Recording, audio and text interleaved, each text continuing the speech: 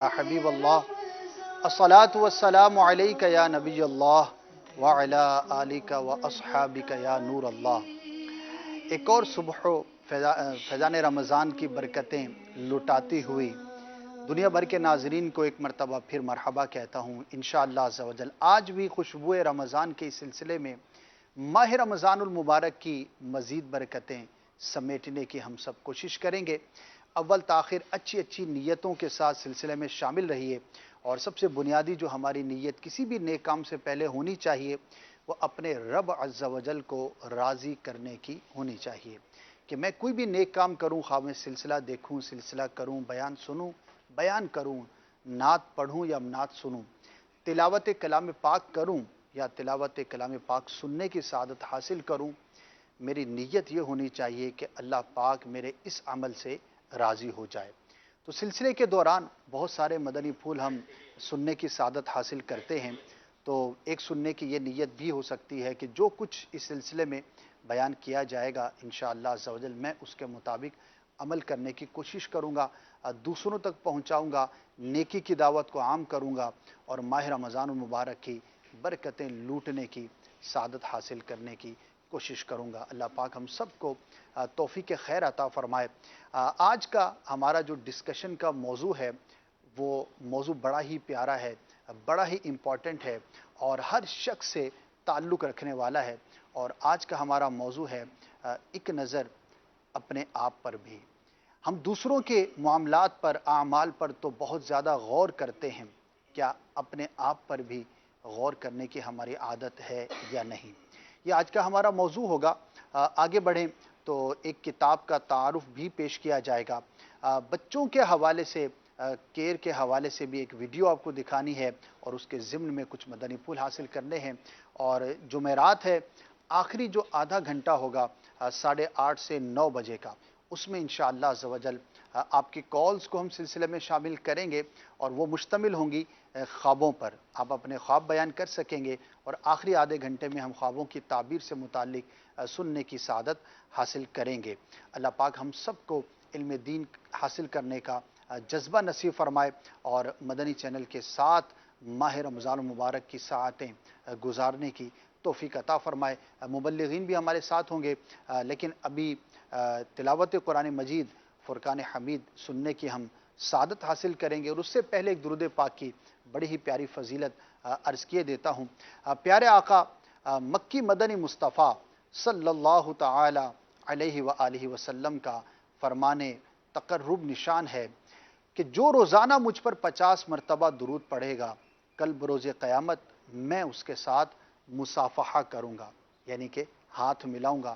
وہ کتنا خوش بخت ہوگا کہ کل بروز قیامت اپنے پیارے آقا نبی آخر الزمان صلی اللہ تعالی علیہ وآلہ وسلم سے مصافحہ کرنے کی جسے سعادت مل جائے گی۔ رمضان کی برکتیں ہیں، نیکیوں کا ثواب بہت زیادہ بڑھا دیا جاتا ہے، تو نیت کیجئے کہ انشاءاللہ کم از کم 50 مرتبہ ہم ضرور درود پاک پڑھنے کی کوشش کریں گے۔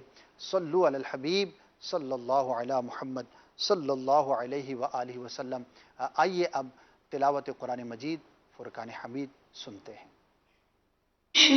ہوئے رمضان،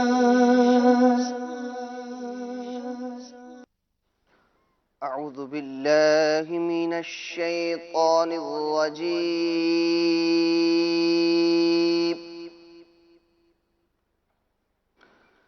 بسم الله الرحمن الرحيم.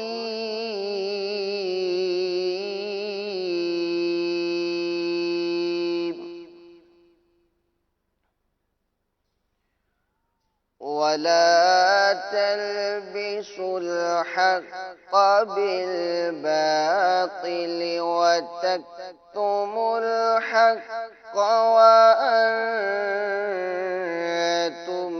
تعلمون.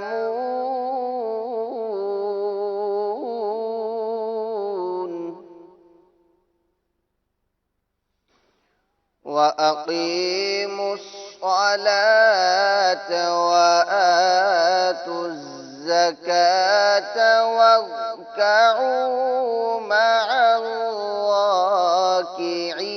الراكعين.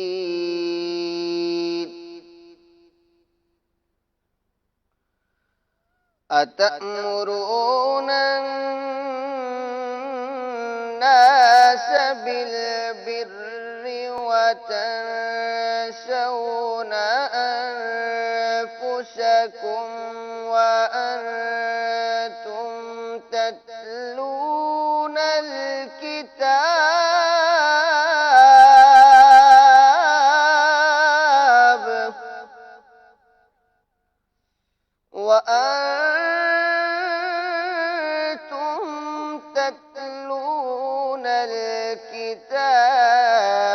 أفلا تعقلون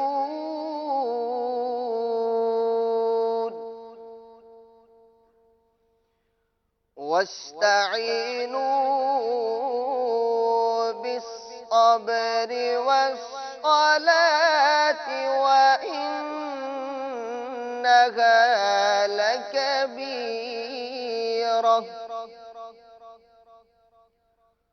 وإنها لكبيرة إلا على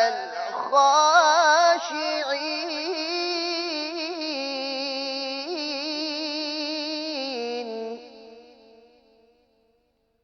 الذين يظنون أنهم ملاقو ربهم وأنهم إليه راجعون صدق الله العظيم. ماشاء اللہ، بہت ہی پیارے انداز پر ہمارے سامنے تلاوت قرآن مجید فرمائی. اللہ پاک قبول فرمائے. اور کل ہم نے نیتیں کی تھی، جس نے نیت کی تھی دوہرا لے کہ قرآن مجید فرقان حمید کی ہم روزانہ کچھ نہ کچھ ضرور تلاوت کرنے کی سعادت حاصل کریں گے. اور آج جو قاری صاحب نے تلاوت فرمائی ہے اس میں ایک آیت کریمہ بالخصوص آج کے ہمارے موضوع سے متعلق بھی ہے، انشاءاللہ اس کو بھی بیان کریں گے. لیکن اب ایک کلام کو شامل کرتے ہیں. اللہ پاک کا پیارا کلام ہم نے سنا، اب سنتے ہیں پیارے مصطفیٰ صلی اللہ تعالی علیہ وسلم کی شان مبارک. جی صلو علی الحبیب صلی اللہ تعالی علی محمد صلی اللہ تعالی علیہ وآلہ وسلم. صلی اللہ علیہ یا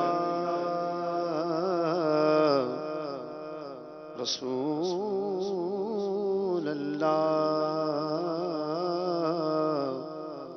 وسلم علیک یا حبیب اللہ. اللہ کی سرتاب قدم شان ہے یہ، انسان ہی انسان وہ انسان ہے یہ، انسان نہیں انسان وہ انسان ہے یہ.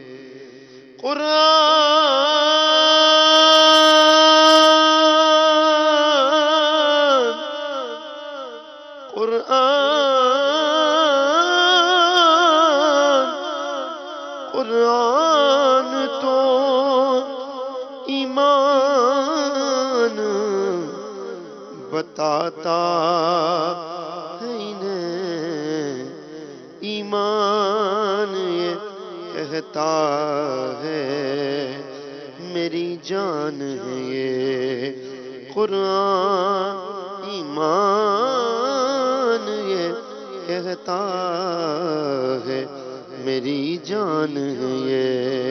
صلی اللہ علیہ یا رسول اللہ وسلم علیک یا حبیب اللہ.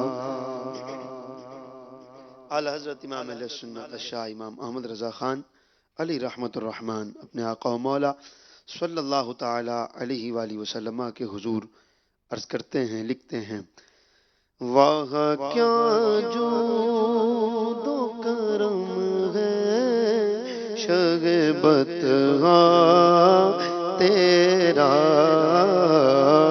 واہ کیا جود و کرم ہے شگبت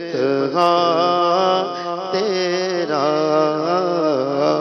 نہیں سنتا ہی نہیں مانگنے والا تیرا، نہیں سنتا ہی نہیں مانگنے والا تیرا، نہیں سنتا ہی نہیں مانگنے والا تیرا، فیض ہے یا شگ تسنیم نرالا تیرا، فیض ہے یا شگ تسنیم نرالا تیرا، آپ پیاسوں کے تجسس میں ہے دریا تیرا،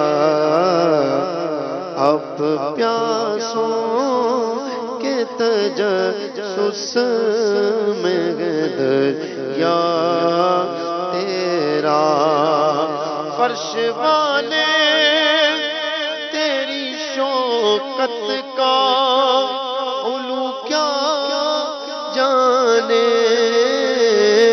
فرش والے تیری شوکت کا علو کیا جانے، اس رواں عرش پہ اڑتا ہے پھریرا تیرا، اس رواں عرش پہ اڑتا ہے پھریرا تیرا، اور تیرے قدموں میں جو ہے غیر کا منہ کیا دیکھیں، کون نظروں پہ چڑھے دیکھ کے تلوار تیرا، تیرے ٹکڑوں پہ پلے غیر کی ٹھوکر پہ نہ ڈال، تیرے ٹکڑوں سے پلے غیر کی ٹھوکر پہ نہ ڈال، کھڑکیاں کہاں چھوڑ کے صدقہ تیرا، جھڑکیاں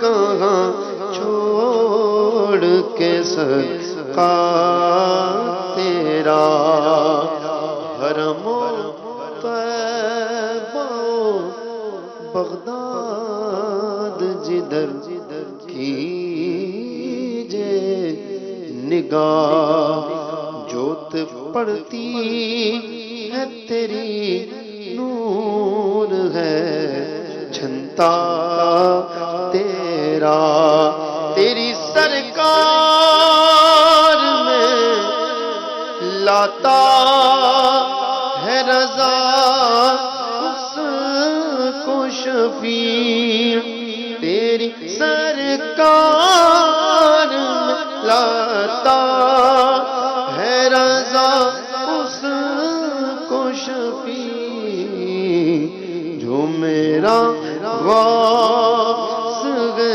اور لاڈلا بیٹا تیرا، جو میرا غوث بیٹا تیرا ہوگا کیا جود و کرم ہے شربت تیرا نہیں سنتا نہیں مانگنے والا تیرا.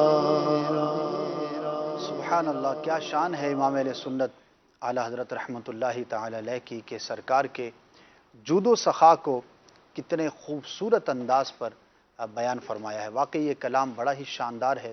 جب جب سنیں، جتنی بار بھی سنیں، ایسا لگتا ہے کہ پہلی بار سن رہے ہیں، اور ہر لفظ اپنے اندر بہت ہی معنی رکھتا ہے، اور بڑی ایک شاندار سرکار صلی اللہ علیہ وسلم کی سخاوت، آپ کی مخلوق پر حاکمیت، آپ کے صدقے رزق کا تقسیم ہونا کتنے خوبصورت انداز پر بیان کیا گیا ہے. اللہ پاک ہمیں بھی پیارے آقا صلی اللہ علیہ وسلم کے اس جود و سخا کی خاص برکتیں حاصل کرنے کی توفیق عطا فرمائے کہ جو ماہ رمضان میں تیز چلنے والی ہوا سے بھی زیادہ ہوا کرتا تھا. آج کے سلسلے میں کچھ دیر کے بعد ہم نے اردو کے حوالے سے، تلفظ کی درستی کے حوالے سے بھی کچھ مدنی پھول حاصل کرنے ہوتے ہیں، اور روزانہ ہم آپ کو چند لائنز کی آڈیو سناتے ہیں، اور آپ سے ہم درخواست کرتے ہیں کہ اپنی اردو کو کراس چیک کرنے کے لیے ذرا غور سے سنیے اور ہمیں کالز کیجئے اور بتائیے کہ ان لائنز کے اندر آپ نے اردو کی کون کون سی غلطی پکڑی ہے. آپ ہمیں بتائیے، اور آخر میں انشاءاللہ ہم بھی اس کی تصحیح جو ہے وہ کرنے کی سعادت حاصل کریں گے. صحیح الفاظ کیا ہیں اور اس میں کیا کیا غلطی تھی وہ انشاءاللہ آپ کے سامنے پیش کریں گے. لیکن چلیں ایک اپنا ہلکا پھلکا سا امتحان ہی صحیح. ہم سمجھتے ہیں کہ ہم بڑے قادر الکلام ہیں، بڑی زبردست ہم گفتگو کرنا جانتے ہیں. چلیے اپنا امتحان لیجئے، اور آج کا ہمارا موضوع بھی خود احتسابی سے متعلق ہے، تو پتہ لگے گا کہ ہم اردو زبان پر کتنی مہارت رکھتے ہیں یا نہیں رکھتے. آڈیو سنائیے.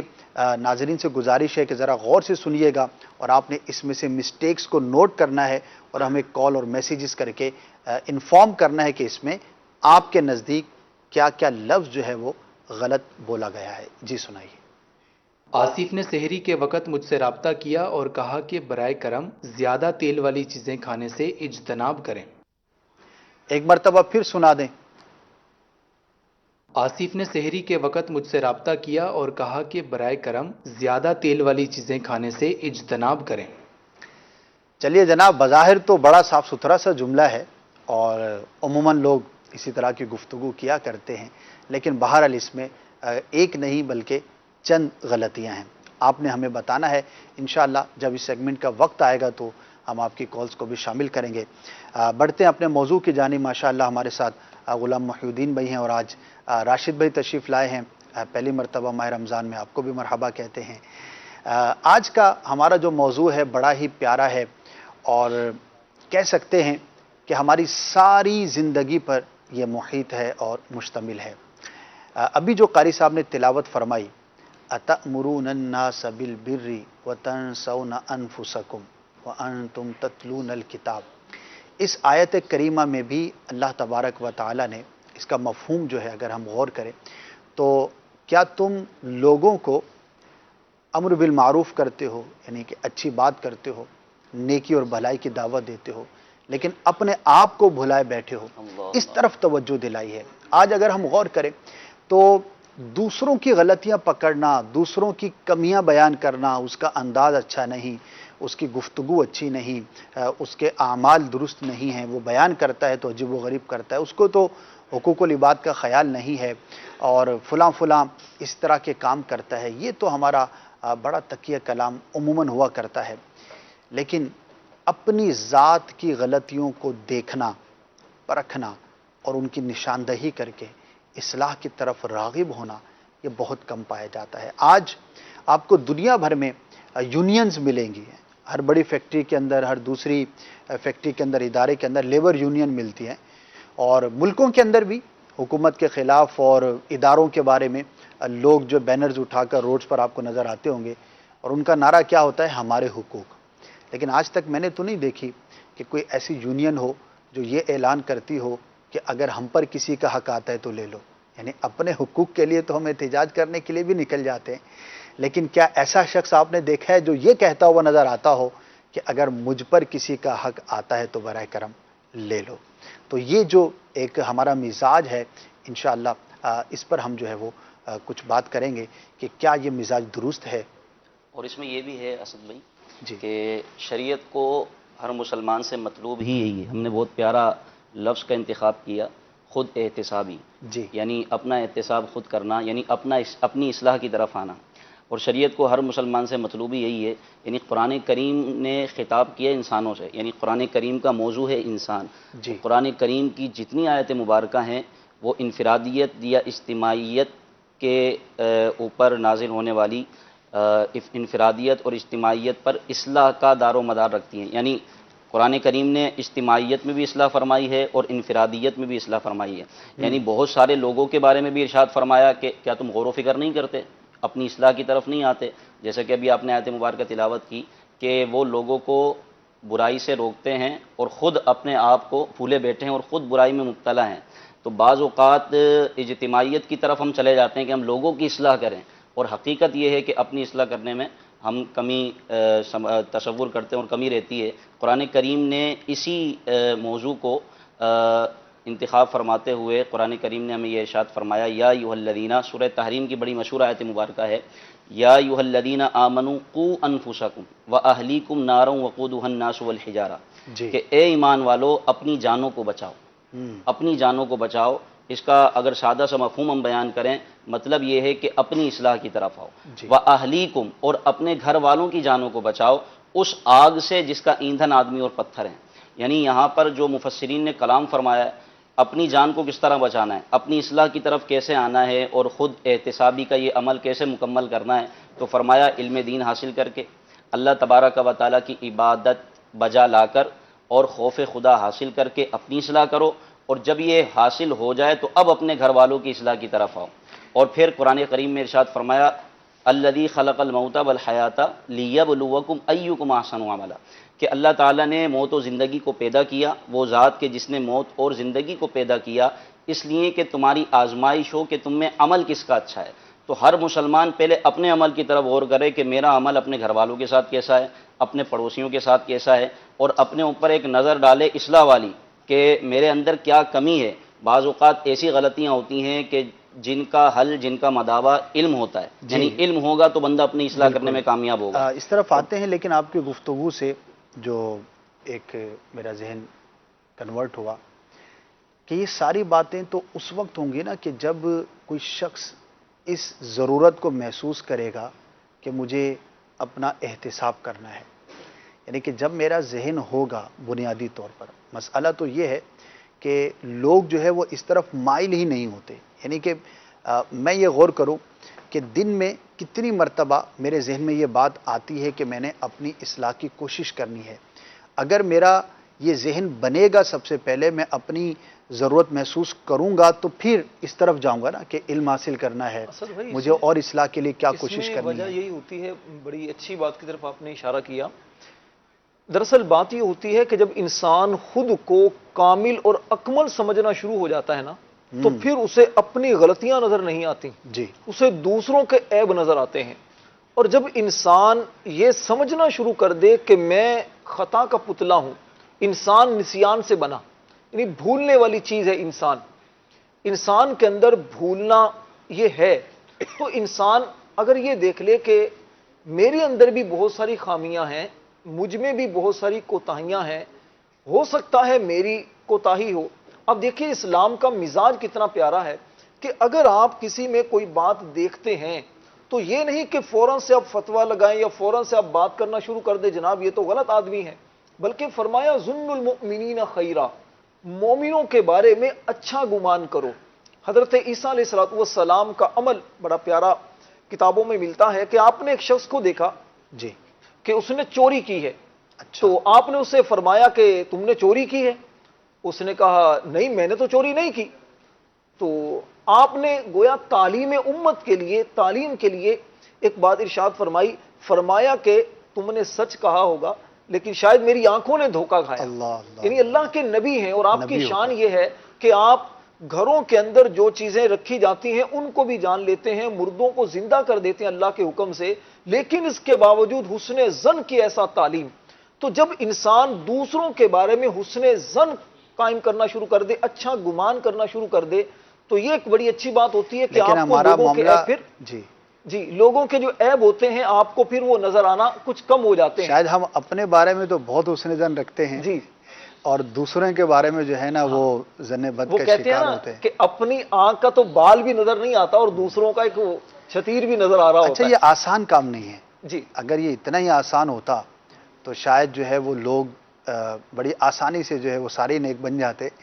تو ایسا لگتا ہے کہ آج ہماری کوشش بھی یہی ہے کہ ہم اس طرف اپنا ذہن کنورٹ کریں. یعنی کہ آسان نہیں ہے کہ میں اپنے آپ کو کمزور سمجھوں. ہر شخص جو ہے وہ اپنا یعنی کہ جب بھی مشورہ ہوتا ہے، آپ بھی مشوروں میں شرکت کرتے ہیں اور ہمارے ناظرین کو بھی بہت دفعہ کسی سے مشاورت کرنے کی حاجت ہوتی ہوگی، تو جب ہم مشورہ دیتے ہیں تو ہم اپنا مشورہ کامل سمجھ کر دیتے ہیں. ہم کوئی کام کرتے ہیں تو ہم یہ سمجھ کے کرتے ہیں کہ بھائی جیسا کام میں نے کیا ہے نا، میرے جیسا کوئی کام کرنے والا نہیں. ہم بیان کریں گے تو کیا شاندار ہم بیان کرتے ہیں. یعنی کہ اپنے عمل میں کمزوری اور کوتاہی کو محسوس کرنا یہ شاید اتنی آسان چیز نہیں ہے. اس کے لیے ہمیں کوشش کرنی پڑے گی، بار بار اپنا ذہن بنانا پڑے گا. یعنی اپنے آپ کو یہ گویا کہ سمجھانا پڑے گا کہ بھائی میرے اندر بہت ساری کوتاہیاں ہیں. زبانی کلام ہی نہیں، ویسے اگر ہم دیکھتے ہیں تو بعض لوگوں کا تو تکیہ کلام ہوتا ہے، جیسا امیر سنت بھی فرماتے کہ بعض لوگ بڑی عاجزی کا اظہار کرتے ہیں. آپ کا خادم کوئی حکم ہو تو ارشاد فرمائے، خادم خدمت کے لیے حاضر ہے، اور اس خادم کو کہہ دیں کہ ذرا پاؤں دباؤ جی، تو وہ پھر اس کی جو ہے نا وہ خادم مخدوم بن جائے گا. یعنی کہ ہمارے ہاں لفاظی بہت ہے اور ہم اپنے آپ کو عاجزی انکساری کا بھی پیکر سمجھتے ہیں. اچھا یہ بھی ایک خود ستائش ہی ہے کہ اپنے آپ کو عاجزی کا پیکر سمجھنا اور تواضع رکھنے والا سمجھنا.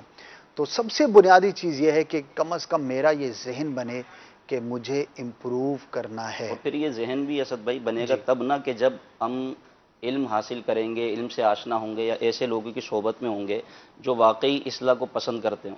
اب صرف میں صرف باتیں کروں کہ ہم نے اصلاح کرنی ہے، اصلاح کی طرف آنا ہے، لیکن میرے اندر یہ مزاج ہی نہیں ہے کہ کوئی میرے سامنے میری غلطی بیان کرے تو میں اس کو ایکسیپٹ کروں، میں اس کو قبول کروں.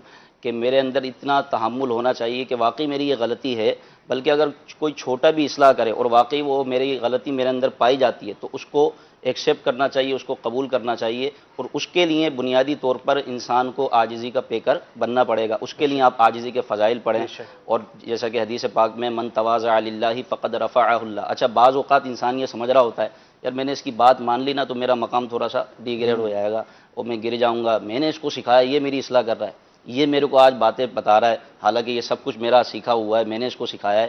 تو اصلاح قبول کرنے سے انسان کا مقام گرتا نہیں بلکہ بڑھتا ہے. یہ تو بہت بڑا نقصان کرتے ہیں. یقین کریں کہ آج لوگ جو ہے وہ اپنی اصلاح کے لیے کہیں یا اپنی ٹریننگز کے لیے کہیں تو لاکھوں روپیہ خرچ کرنے کو تو تیار ہوتے ہیں. اداروں کے اندر ٹریننگز کی جاتی ہیں، ٹائم مینجمنٹ کی جا رہی ہے، تو بھائی سافٹ سکلز پر جو ہے ورک کیا جا رہا ہے، تو مجھے امپروو کرنا ہے تو لینگویج پر بات کرتے ہیں. اچھا ایک طرف تو ہم اس مقصد کے لیے اپنی اصلاح ہی ہے نا، سیکھنا ہی ہے نا، ہم لاکھوں روپے ہزاروں روپے خرچ کرنے کو تیار ہوتے ہیں. اچھا دوسری طرف اگر خود آ کر فری کے اندر بغیر پیسہ دیے کوئی اگر ہماری مسٹیک کو ہمارے سامنے رکھ دے تو ہم آگ بگولا ہو جاتے ہیں اور غصے کے اندر آ جاتے ہیں. اور یقین کریں اگر کسی شخص کے اندر یہ مزاج ہے کہ اگر اس کو کوئی بات کہی جائے گی تو وہ ناراض ہو جائے گا تو وہ بڑا بدقسمت آدمی ہے. یقین کریں لوگ ایک دفعہ تو ہمت کریں گے، آپ کی کوئی غلطی دیکھیں گے، میری کوئی غلطی دیکھیں گے، ایک دفعہ آ کر آپ مجھے کہیں گے. اچھا اگر میں نے آپ کو جھاڑ دیا،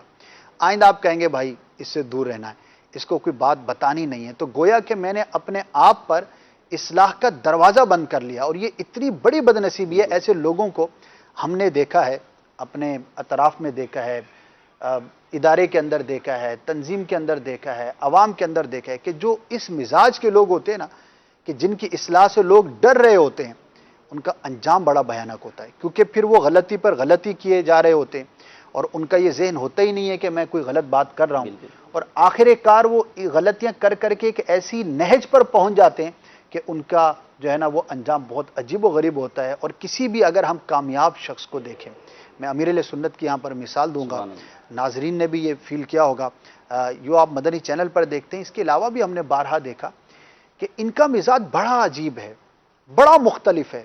یعنی کہ ایک طرف تو اتنی زبردست پرسنالٹی، یعنی کہ آپ کی بعض خصوصیات تو ایسی ہیں کہ جو زمانے میں ڈھونڈنے سے بھی نہیں ملتی. اللہ تبارک و تعالی نے آپ کو ایسی شاندار عظمت، شان و شوکت، حکمت، علم، دانائی، جو بولے کا میں عطا فرمائی. لیکن اتنی بڑی شخصیت کے مالک ہونے کے باوجود آپ لاکھوں کی اصلاح کا سبب بنے، اس کے باوجود امیر سنت کا انداز یہ ہے کہ آج بھی اگر کوئی بات کہتا ہے تو اس کو اتنا سراہتے ہیں کہ بعض اوقات وہی حیران ہوتا ہے کہ یار میں نے یہ اتنی سی بات کی، بات تو اتنی بڑی نہیں تھی، امیر سنت نے مجھے اتنا پھر نواز اس دیا. کی سامنے والے کی دلجوئی کیسی ہوتی ہوگی. جی تو اور وہ آئندہ آگے جو ہے بڑھتا وہ ہوگا. ہمت کرے گا. بالکل، اگر بالکل. آئندہ، کیونکہ آپ نے اپنے آپ کو اصلاح کے لیے پیش کیا ہوا گویا کہ، حالانکہ آپ ماشاءاللہ اتنی زبردست شخصیت ہے، اپنے مریدوں سے اصلاح لے رہے ہو، تو خود فرماتے ہیں کہ میں تو یہ چیز فلاں بچے سے میں نے سیکھی، فلاں چیز جو ہے میں نے فلاں مبلغ سے سیکھی، فلاں چیز جو ہے نا وہ فلاں کو میں نے دیکھا تھا کرتے ہوئے تو اس سے میں نے یہ سیکھا. حکمت ہی اسد بھائی یہی ہے، حکمت اور دانائی ہی یہ ہے کہ بندہ دوسرے سے سیکھتا ہے، خود کو کامل اور اکمل نہیں سمجھتا. حضرت سیدنا عمر فاروق اعظم رضی اللہ تعالیٰ عنہ آپ فرماتے ہیں کہ میرا بہترین دوست وہ ہے جو مجھ پر میرے عیب آشکار کرے، مجھے میرے عیبوں کو بیان کرے. وہ دوست نہیں ہے کہ جو صرف خوشامد کرتا رہے، وہ صرف میری تعریفیں کرتا رہے. حقیقت یہی ہے کہ اگر آپ کے اوپر کیچڑ لگا ہے، اگر کوئی آپ کے کیچڑ کو صاف کر دیتا ہے تو یہ آپ کا محسن ہے. آپ اسی کو دشمن سمجھنا شروع کر دیں. آپ کو تو چاہیے یہ کہ اگر لوگوں کے اندر آپ عیب دیکھتے ہیں، لوگوں میں کچھ خامیاں دیکھتے ہیں، تو آپ اس سے اپنی ذات کو دیکھیے کہ میرے اندر کہیں یہ خامیاں تو نہیں. آج میں اس کے قریب جانے سے دور ہو رہا ہوں، کہیں میرے اندر بھی یہ تو باتیں نہیں ہیں. حکیم لقمان رحمت اللہ علیہ سے کسی نے پوچھا کہ آپ اتنے بڑی حکمت کے شہنشاہ ہیں، اللہ نے بڑی آپ کو حکمت سے نوازا ہے، یہ حکمت اتنی زیادہ کیسے آپ کو ملی؟ آپ نے فرمایا دراصل میں نادان اور بے وقوفوں کو دیکھتا ہوں، جو مجھے نادانی ان میں نظر آتی ہے نا، وہ میں خود سے دور کرتا رہتا ہوں اور اس سے بچتا رہتا ہوں. اس طرح اللہ رب العزت نے مجھے یہ عطا فرمائی ہے. بہت زبردست بات کی آپ نے. بجائے اس کے کہ میں خود کسی گڑھے میں گروں اور اس کے بعد اپنی اصلاح کروں، ایک جملہ ہے، مجھے کنفرم نہیں ہے کہ یہ روایت ہے یا کوئی مقولہ ہے یا کیا ہے، بہرحال سعادت مند وہ ہے کہ جو دوسروں سے نصیحت حاصل کرے. یعنی کہ دوسروں کو دیکھ کر میں نصیحت حاصل کر لوں تو میں سعادت مند ہوں. ورنہ ہر وہ غلطی جو مجھ سے ہو سکتی ہے میں خود کروں، مسٹیک کا شکار ہوں، نقصان اٹھاؤں، اس کے بعد اپنی اصلاح کرنے کے لیے جاؤں. کیا ہی اچھا ہو کہ میں دوسرے کو کسی نقصان کے پہلو میں دیکھوں اور اپنی جو ہے وہ اصلاح کرنے میں کامیاب ہو جاؤں، تو میری بہت بڑی بچت کی بات ہے. بنیادی چیز یہی ہے کہ ہم جو ہے وہ اپنی اصلاح کرنے میں جو رغبت رکھتے ہوں اور اپنے آپ کو کمزور سمجھیں، نامکمل سمجھیں. قرآن مجید فرقان حمید میں اور احادیث کے اندر ہم جب مطالعہ کرتے ہیں تو آپ کو یہ کہیں نہیں ملے گا کہ دوسروں کے عیبوں کو ڈھونڈنے کی کوشش کرو. دوسروں کی غلطیاں، جس نے دوسروں کی زیادہ غلطیاں پکڑیں وہ اتنا شاندار ہے. جہاں بھی آپ دیکھیں گے وہاں پر یہی نظر آئے گا کہ تم نے اپنے لیے کیا کیا، یعنی انفرادی طور پر یا اجتماعی طور پر تم نے اپنے لیے کیا کیا، تم نے اپنی جان کے لیے کیا کیا. وہ آیت کریمہ بھی ہے نا، وَلْتَنْظُرْ نَفْسٌ مَا قَدَّمَتْ لِغَدٍ، کہ ہر جان یہ دیکھے کہ اس نے کل کے لیے کیا چھوڑا ہے. مفہوم ہے آیت مبارکہ کا. تو یہاں پر بھی ہر جان یعنی کہ ہر شخص یہ دیکھے کہ اس نے جو ہے وہ آگے کے لیے کیا کام سر انجام دیا ہے، وہ کیا اپنے جو اعمال کو سر انجام دے رہا ہے. تو کہیں پر بھی یہ نہیں ہے کہ دوسروں کو جو ہے وہ آپ دیکھنا شروع کرو، ان کے تجسس میں پڑو، ان کی ٹوہ میں پڑو، بلکہ تجسس کرنا اور دوسروں کی ٹوہ میں پڑنا یہ تو اتنی زیادہ برائی ہے، اور جس کے اندر ہمارا معاشرہ ایک طرح سے لپیٹ میں. سیدنا عیسیٰ روح اللہ علیہ نبینا علیہ الصلاۃ والسلام نے اپنے حواریوں سے، اپنے ساتھیوں سے ایک مرتبہ ارشاد فرمایا، احیاء العلوم شریف میں یہ حکایت نقل کی امام غزالی نے، کہ یہ بتاؤ کہ اگر تم کسی شخص کو دیکھو کہ جو سویا ہوا ہے اور اس کا حال یہ ہے کہ اس کے ستر سے کپڑا ہٹا ہوا ہے، چھپانے کی جگہ چھپی ہوئی نہیں ہے، تو تم کیا کرو گے؟ وہ سویا ہوا ہے، وہ بے خبر ہے۔ تو حواریوں نے کہا کہ حضور ہم اس کو ظاہر ہے کہ ستر پوشی کریں گے، اس کو چھپا دیں گے۔ فرمایا نہیں، تم ایسا نہیں کرو گے بلکہ اس کے ستر کو مزید کھول دو گے۔ تو حواریوں نے تعجب کا اظہار کیا کہ حضور یہ کیسے ممکن ہے؟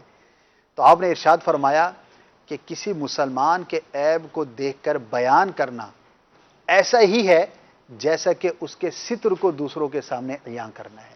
یعنی کہ کتنی بڑی برائی کی بات ہے، لیکن آج جو ہے وہ عیب پوشی کے بجائے ہم تجسس میں ٹوہ میں پڑے ہوتے ہیں، دوسروں کی غلطیوں کو دیکھ رہے ہوتے ہیں۔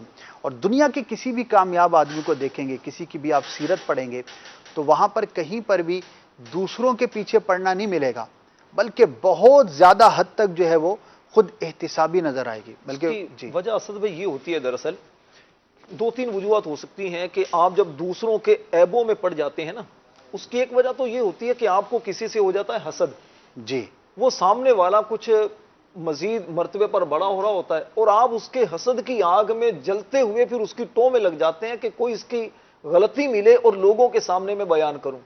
اس کا سب سے بڑا نقصان خود حاسد کو یہ ہوتا ہے، وہ بے چین رہتا ہے، اس کی زندگی سے چین سکون ختم ہو جاتا ہے۔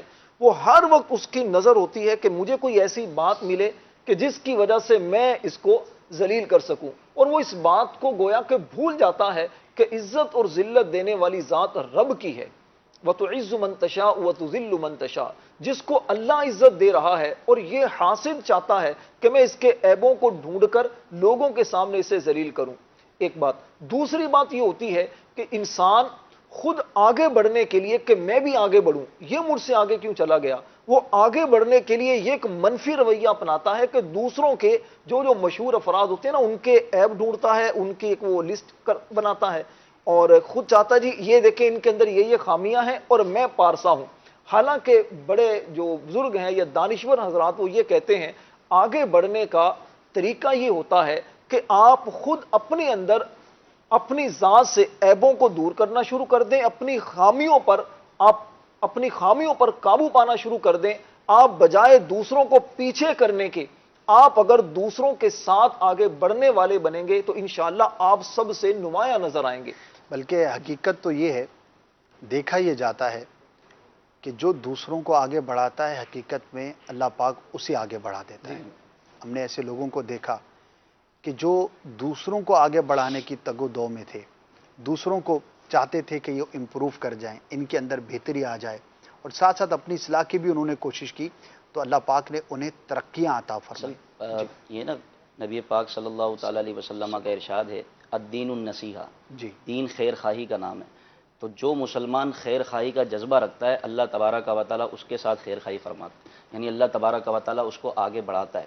اب آپ دیکھیے نبی کریم صلی اللہ تعالیٰ علیہ وسلم کی سیرت ہمارے سامنے، صحابہ کی سیرت ہمارے سامنے، اولیاء کرام کی سیرت ہمارے سامنے، کہ انہوں نے اصلاح کا تقاضا کیسے ادا کیا، اصلاح کا حق کیسے ادا کیا، اور پھر اپنی اصلاح کے ساتھ ساتھ لوگوں کی اصلاح کرتے ہوئے لوگوں کو آگے بڑھایا، یعنی پرموٹ کیا۔ اور امیر علیہ سنت کے ذات میں ہمیں یہی چیز نظر آتی ہے کہ امیر علیہ سنت دوسروں کو پرموٹ کرتے ہیں اور اصلاح کے ساتھ ساتھ ان کے حوصلہ افزائی بھی فرماتے ہیں۔ یعنی اگر ہم کسی کے عیب بیان کر رہے ہیں، کسی کی برائی بیان کر رہے ہیں، اس کا مطلب یہ کہ ہم اس کو ڈیگریڈ کر رہے ہیں۔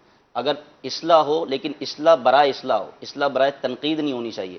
اصلاح کرنے کا منع نہیں ہے، اصلاح تو کریں گے اپنی بھی اور دوسروں کی بھی، لیکن سب سے پہلے اپنی اصلاح کی ضرورت ہے، اور اگر کہیں دوسرے کی اصلاح کرنی پڑے تو اس طرح اصلاح کرنی ہے کہ اس کو ذلیل نہیں کرنا، یعنی اصلاح سب کے سامنے کرنا، گویا کہ یہ کہ اس کو ذلیل کرنا ہے۔ اصلاح کا بہت پیارا انداز ہونا چاہیے، اور اصلاح سے پہلے بندہ یہ بھی غور کر لے کہ میرے اندر بہت سارے عیب ہیں جس کے اللہ تبارک و تعالیٰ نے لوگوں پر جس کو کھولا نہیں ہے، لوگوں پر جس کو ظاہر نہیں کیا، تو میں کسی کے عیب کو کیوں ظاہر کروں۔ اور یہ بڑا پیارا جملہ یہ کہا جاتا ہے کہ جو لوگوں کے عیبوں کو ڈھونڈتا ہے کل قیامت کے دن اللہ تعالیٰ مخلوق کے سامنے اس کے عیبوں کو ظاہر فرمائے۔ جی حدیث پاک کا مفہوم ہے جی جو آپ نے بیان جی فرمایا، حدیث پاک کا مفہوم کہ جو دنیا کے اندر کسی مسلمان کے عیب کو ظاہر کرتا ہے بلا اجازت شرعی، تو کل برز قیامت اللہ پاک اس کے عیوب کو جو ہے وہ اچھا اس میں ظاہر لذت فرمائے۔ کتنی ملتی ہے، جیسے کہ وہ غیبت کی تباہ کاریوں میں ہے جی کہ جب انسان غیبت کرتا ہے یا کسی کی چغلی کھاتا ہے تو شیطان اس کے منہ پر کوئی ایسی چیز اس کے ہونٹوں پر مسل دیتا ہے کہ جس سے شراب سے زیادہ لذت ملتی ہے. یعنی کسی کی برائی کرنے میں لذت بہت ملتی ہے، کسی کی غیبت کرنے میں لذت بہت ملتی ہے. کتابوں میں یہ لکھا ہے کہ ایسی لذت شراب میں بھی نہیں ہے. لیکن جو اس لذت کو چھوڑے گا اللہ تعالیٰ اس کو عبادت کی لذت عطا فرمائے سبحان گا. اللہ، جو کسی کے عیب ڈھونڈنے والی لذت کو چھوڑے گا، ترک کرے گا، اللہ تعالیٰ اس کو عبادت کی لذت عطا اصل میں فرمائے گا. لذت تو دونوں چیزوں میں ہے. آپ کی بات سے ایک بات یاد آئی کہ جب کسی کا عیب ہمیں پتہ چل جاتا ہے تو نارملی کیا ہوتا ہے کہ اس کو اپنے سینے میں چھپائے رکھنا بڑا مشکل ہوتا ہے، اور اندر سے ایک طاقت جو ہے نا وہ گویا کہ کار فرما ہوتی ہے کہ یار کسی کو تو میں بتا بتا دوں دوں، بس. یعنی مجھے کسی کی بات پتہ لگی، اس کو نہیں بتانا جس کے ساتھ یہ مسئلہ ہاں ہے. کسی کو تو میں بتاؤں. اچھا ایک دن ذرا صبر کر لیں گے، ضبط کر لیا، وہ بڑا مشکل ہو گیا. 2 دن 4 دن، یعنی کہ ایسا لگے گا کہ یار میں نکالوں نا کسی کے سامنے، اور بس کسی کو جب تک بتاؤں گا نہیں تو میرا دل ہلکا نہیں ہوگا، دماغ پر ایک بوجھ لے کر ہم گھوم رہے ہوتے ہیں. اچھا جب بتاتے ہیں تو یہ نفس کو یقیناً لذت حاصل ہوتی ہے، نفس کو مزہ آتا ہے. لیکن ناظرین کو بھی میں عرض کروں گا، آپ تجربہ کر کے دیکھ لیجئے. ایک تو یہ لذت ہے نا، اس کے بعد جو ہے وہ عجیب و غریب کیفیت بھی ہو سکتی ہے. ظاہر ہے کہ اللہ پاک کی رحمت اس کے ساتھ نہیں ہے اس معاملے میں، تو اس کو وہ لذت دیر پا نہیں ہوگی. ایک اور لذت ہے، اگر آپ اس کو انجوائے کریں تو انشاءاللہ آپ محسوس کریں گے کہ واقعی کتنی زبردست لذت ہے. آپ کو کسی مسلمان کا عیب پتہ لگا اور آپ نے اس کو ضبط کیا اور کسی کے سامنے بیان نہیں کیا. یہ جو ضبط کرنے کی لذت ہے نا، رضا الہی عز و جل کے لیے، جب جب دل کرے میں یہ ذہن بناؤں کہ یار یہ میرا مسلمان بھائی ہے، میں نے اس کا عیب نہیں بیان کرنا اور اس کو چھپا کے رکھنا ہے، آپ خدا کی قسم ایسی لذت محسوس کریں گے جو کہ روحانیت سے جو ہے نا وہ آپ کو مزید بہتر کرے گی، اور آپ کو لطف آئے گا یہ تصور کر کے. تو غور کریں کہ میرے پاس مسلمانوں کے کون سے ایسے عیب ہیں کہ جو آج تک میں نے بیان نہیں کیا. اچھا کچھ عرصہ تو ہم چھپا لیتے ہیں، 2-4 سال کے بعد کسی حکمت کی نظر ہو جاتے ہیں بظاہر، جو کہ اصل میں حکمت نہیں ہے. بیچارگی کا اظہار کر کے، افسوس کا اظہار کر کے بھی ہم دوسروں کے سامنے جو ہے وہ اظہار کر دیتے ہیں. ایک بزرگ کا قول ہے کہ ہمارا سینہ مسلمانوں کے عیوب کے لیے ایسا ہے جیسا کہ قبرستان، کہ جس طرح قبر اپنے اندر کے حالات کو چھپا کے رکھتی ہے، اندر مردے کے ساتھ کیا ہو رہا ہے ہمیں نہیں پتا ہوتا، تو وہ ظاہر نہیں ہونے دیتی. تو ہمارے سینے بھی ایسے ہی ہیں. بلکہ کسی اور نے اس سے بھی آگے کی بات کہی کہ کاش ایسا ہوتا کہ اگر کسی مسلمان کا عیب میں اپنے دل سے بھلا سکتا ہوتا تو بھلا دیتا. یعنی پتہ چل ہی گیا، اب دل میں نقش ہو ہی گیا تو بتانا تو دور کی بات، میرے دل میں یہ بات ہی نہ رہتی. اللہ پاک مجھے ایسی توفیق عطا فرماتا کہ مسلمان کے اس عیب کو اور اس برائی کو میں اپنے دل و دماغ سے محو کر دیتا، بالکل جو ہے وہ مٹا کے رکھ دیتا. لیکن اس پر مجھے قدرت نہیں ہے، لیکن یہ جذبہ ہے. اللہ پاک ہم سب کو توفیق عطا فرمائے. انشاءاللہ موضوع پر آگے بھی بات کرنی ہے. ہم کس طرح سے خود احتسابی کر سکتے ہیں، اس کے فضائل کیا ہیں، کون کون سے ایسے طریقے ہیں، بھئی ہم کیا کریں. ٹھیک ہے بھائی خود احتسابی ہونی چاہیے، لیکن کریں کیا، کیسے کریں. انشاءاللہ اس پر مزید مدنی پھول بھی حاصل کریں گے. لیکن اب وقت ہوا ہے کتاب کے تعارف کا. ایک کتاب کا تعارف پیش کرنا ہے، پھر انشاءاللہ اپنے مبلغین کے ساتھ ہم مزید گفتگو کو آگے بڑھائیں گے. خوشبوئے رمضان، خوشبوئے رمضان. صلو علی الحبیب صلی اللہ علی محمد صلی اللہ علیہ وآلہ وسلم. آج جو کتاب آپ کو میں بتانے جا رہا ہوں یہ تو آپ نے خرید ہی لینی ہے. ایسی زبردست کتاب ہے. جب میں نے بھی اس کو پہلی مرتبہ پڑھا، مکمل تو شاید نہیں پڑھا، چیدہ چیدہ ہی پڑھا، تب سے ہی اس کی فضیلت، برکت اور اہمیت میرے دل و دماغ پر ہے. وہ کیا ہے؟ کتاب کا نام ہے ضیاء صدقات. یہ میرے اس وقت ہاتھ میں ہے. اصل کتاب عربی میں ہے اور یہ اس کا ترجمہ ہے. مکتبۃ المدینہ نے اس کو شائع کیا ہے. اور اس کے اندر کیا ہے اور اس کتاب کی خصوصیت کیا ہے وہ میں آپ کو عرض کیے دیتا ہوں. سب سے پہلی بات تو یہ ہے کہ صدقہ دینا چاہیے، یہ تو ہم سب جانتے ہیں، لیکن صدقے کے فضائل ہمارے علم میں نہیں ہوتے. 1-2 فضیلتیں علم میں ہوتی ہیں کہ صدقہ جو بلا کو ٹالتا ہے، بیماری ہو جائے تو صدقہ کر دو، رزق میں وسعت ہوتی ہے، یہ بھی ہے. لیکن اس کے علاوہ صدقہ دینے کے سینکڑوں فضائل ہیں، بیسیوں برکتیں ہیں جو ہمارے علم میں نہیں ہوتی، انشاءاللہ آپ کو اس کتاب میں ملے گی۔ صدقہ جو ہم دیتے ہیں اس کی قسمیں کتنی ہیں، کیا آپ کو پتا ہے؟ صدقہ کتنی قسموں کا ہوتا ہے؟ بڑے کنفیوز ہوتے ہیں لوگ کہ یار یہ زکوٰۃ کون سا صدقہ ہے، فطرہ کون سا صدقہ ہے، قسم کا کفارہ دیتے ہیں یہ کیا صدقے میں آئے گا، اچھا مسجد مدرسے میں دیتے ہیں تو صدقہ ہے، غریب کو دیں۔ اچھا پھر ایک موضوع یہ ہوتا ہے کہ کس میں زیادہ فضیلت ہے، یعنی کہ کون سا ایسا کام ہے کہ جو ہم کریں تو ہمیں زیادہ ثواب ملے۔ انشاءاللہ اس کتاب میں ملے گا۔ اور ایک اور بڑی پیاری بات، بلکہ اس کے اندر بیسیوں ایسی روایتیں ہیں کھانے پلانے سے متعلق۔ اگر آپ کسی کو کھلاتے ہیں، کسی کو پانی پلاتے ہیں، ایون کہ ایک گھونٹ پانی پلانے کی کیا فضیلت ہے آپ کو اس کتاب میں ملے گی۔ ایک اور ٹاپک ہے، کیا عورت اپنے شوہر کے مال میں سے صدقہ کر سکتی ہے؟ اب بھائی شوہر کا مال ہے گھر میں رکھا ہوا ہے، صدقے کے بڑے فضائل ہیں، تو چلو جی آج ولیٹ خالی کر دیں، آج ساری تجوری جو ہے رائے خدا میں لٹا دیں۔ تو عورت شوہر کے مال میں سے صدقہ کر سکتی ہے یا نہیں کر سکتی، وہ بھی اس کتاب میں آپ کو پڑھنے کو ملے گا۔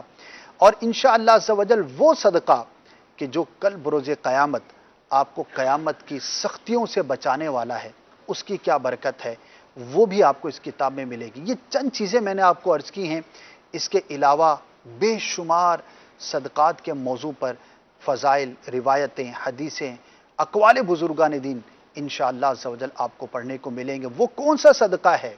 جی ہاں، جو گناہوں کو معاف کروانے میں بہت زیادہ معاون ہے۔ آج کون اپنی مغفرت نہیں چاہتا؟ رمضان کا مہینہ ہے، عشر رحمت ہے، ہم رب کی رحمتوں کے سوالی تو ہیں، لیکن کس طرح کا صدقہ ہم ادا کریں کہ اللہ پاک ہمارے گناہوں کو معاف فرمائے، وہ بھی آپ کو اس کتاب میں ملے گا۔ اتنا کچھ اس کتاب میں ہے، اور ماشاءاللہ یہ کئی سو صفحات پر یہ مشتمل کتاب ہے، اور اس کا ہدیہ جو ہے وہ صرف اونلی ایک برگر کی قیمت سمجھ لیجئے 150 روپیہ، 150 روپے جب اس کی قیمت مجھے پتہ لگی تو مجھے بھی حیرت ہوئی کہ یہ سینکڑوں صفحات پر، یعنی کہ 1 روپے کا بھی ایک صفحہ نہیں پڑ رہا، اس سے بھی کم پڑ رہا ہے، غالباً 50 پیسے 60 پیسے کا ایک پیج پڑے گا۔ بڑی ہی خوبصورت جو ہے اس کی بائنڈنگ ہے، اور مکتبۃ المدینہ کی ایک خوبصورتی یہ ہے کہ باقاعدہ اس کی تخریج کی جاتی ہے۔ اس کتاب کی ایک اور خصوصیت آپ کو عرض کرتا چلوں کہ اس کے اندر جو بھی آیت ہے یا روایت ہے، یہ کسی بزرگ کا واقعہ ہے، یہ کہاں سے لیا گیا، کون سی کتاب میں موجود ہے، آپ کو تمام کی تخریج یعنی کہ ریفرنسز اس کتاب میں میسر آئیں گے۔ اور ایک اور بڑی خوبصورت بات، آخری صفحے پر اگر آپ دیکھیں گے تو ماخذ اور مراجع یہ لکھا ہوا ہوتا ہے، تھوڑا گاڑے الفاظ ہیں، مطلب یہ ہے کہ اس کتاب کے اندر جو کچھ بیان کیا گیا ہے وہ کون کون سی کتابوں میں سے نکال کر بیان کیا گیا ہے، وہ ساری کتابوں کی لسٹ آپ کو ایک جگہ پر مل جائے گی کہ قرآن مجید میں سے آیتیں لی گئی ہیں، حدیثوں کی کون کون سی کتابیں جن کے اندر سے حدیثیں لی گئی ہیں، اقوال بزرگان دین اگر لیے گئے تو بزرگوں کی کون سی کتاب ہے جہاں سے اس کو نقل کیا گیا ہے، یعنی کہ اوتھینٹیکیشن آج مانگتا ہے زمانہ کہ یار یہ بات کہ مولانا صاحب کہاں سے پڑھی ہے، تو اوتھینٹک ہونا کسی کتاب کا یہ بڑا ہی اہم ہوتا ہے۔ اور آخری بات عرض کرتا چلوں کہ رمضان المبارک کا مہینہ ہے، سخاوت کا مہینہ ہے، صدقہ دینے کا مہینہ ہے، ایک کا کئی گنا ہمیں ثواب ملتا ہے۔ اس ماہ مبارک میں صدقے کے فضائل کو اگر ہم پڑھیں گے تو انشاءاللہ عز و جل کنجوسی سے نجات ملے گی، اور راہ خدا میں خرچ کرنے کی ہمیں سعادت ملے گی۔ تمام اسلامی بھائی اسلامی بہنیں حاصل کریں۔ میں اتنا ضرور کہوں گا، اگر آپ کا دل زندہ ہے اور آپ نے اس کتاب کو مکمل ایک مرتبہ پڑھ لیا تو انشاءاللہ عز و جل آپ کچھ نہ کچھ راہ خدا میں ضرور خیرات کرنے کا ذہن بنائیں گے۔ اللہ پاک ہم سب کو توفیق خیر عطا فرمائے۔ کہاں سے مل سکتی ہے؟ مکتبۃ المدینہ کی جتنی برانچیز ہیں دنیا بھر میں، وہاں سے آپ حاصل کر سکتے ہیں۔ اور اگر آپ کے ہاں مکتبۃ المدینہ موجود نہیں ہے تو گھبرائیے نہیں، dawatIslami.net ہماری ویب سائٹ وزٹ کیجئے، وہاں سے فری ڈاؤن لوڈ کیجئے، یہ 150 روپیہ بھی نہیں دینا پڑے گا، PDF فارم میں آپ کو مل جائے گی، اپنی ریڈنگ ڈیوائس کے اندر اس کو محفوظ کیجئے، فری آف کاسٹ یہ ایک شاندار کتاب پڑھیے، دوسروں کو بھی اس کی ترغیب دیجئے، انشاءاللہ عز و جل بہت ساری برکتیں ملیں گی۔ اللہ پاک ہم سب کو اس کے راہ میں خرچ کرنے کی سعادت عطا فرمائے، اور صدقہ کرنے کی اور اس کی ترغیب دینے کی توفیق عطا فرمائے۔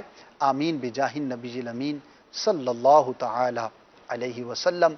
सल्लु अलल हबीब सल्लल्लाहु ताला अला मुहम्मद सल्लल्लाहु ताला अलैहि वसल्लम। खुशबुए रमजान, खुशबुए रमजान।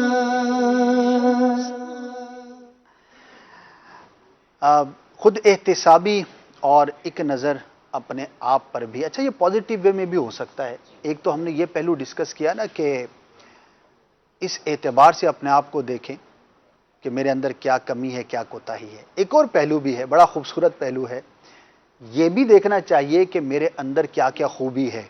यही देखा जाता अच्छा, है। हैरत ये होगी कि यार अपनी खूबियां देखने का तो अभी मना कर रहे थे। खूबी से मुराद ये है कि अल्लाह पाक की मेरे ऊपर क्या क्या नेमतें हैं। आनंद। इस सेंस से भी अपने आप को देखें, एक नज़र अपने आप पर भी। यहाँ तक कि रिवायतों में है कि जिसने अपनी ज़ात की मारिफत हासिल कर ली, जिसने अपने आप को पहचान लिया, तो वो अपने रब अज़्ज़ व जल को पहचान लेगा। वो किस नज़र से देखना है वो भी मैं एलेबोरेट करता चलूँ कि अल्लाह तबारक व ताला ने इंसान की जो तख्लीक फरमाई है, जब इंसान अपने आप पर गौर करता है तो रब अज़्ज़ व जल की कुदरत और उसकी शान और अज़मत का तराना गाता है।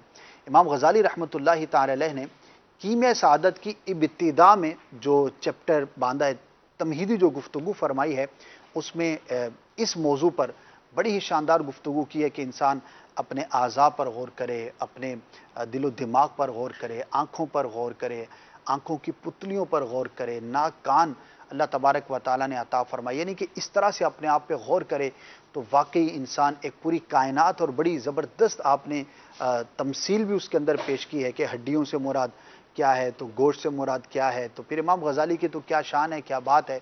तो अपने आप पर अगर गौर करें और पॉजिटिव चीज़ों पर गौर करें तो शुक्र नेमत के तौर पर गौर करें। क्या कहते हैं रशीद? हज़रत अली करमल्लाहु ताला वजहुल करीम का इसी हवाले से बड़ा प्यारा फरमान मिलता है। सुभान अल्लाह। आप फरमाते हैं कि इंसान पर हैरत है कि वो अपने आप को नहीं पहचान सका और रब को पहचान की बातें करता है। सही।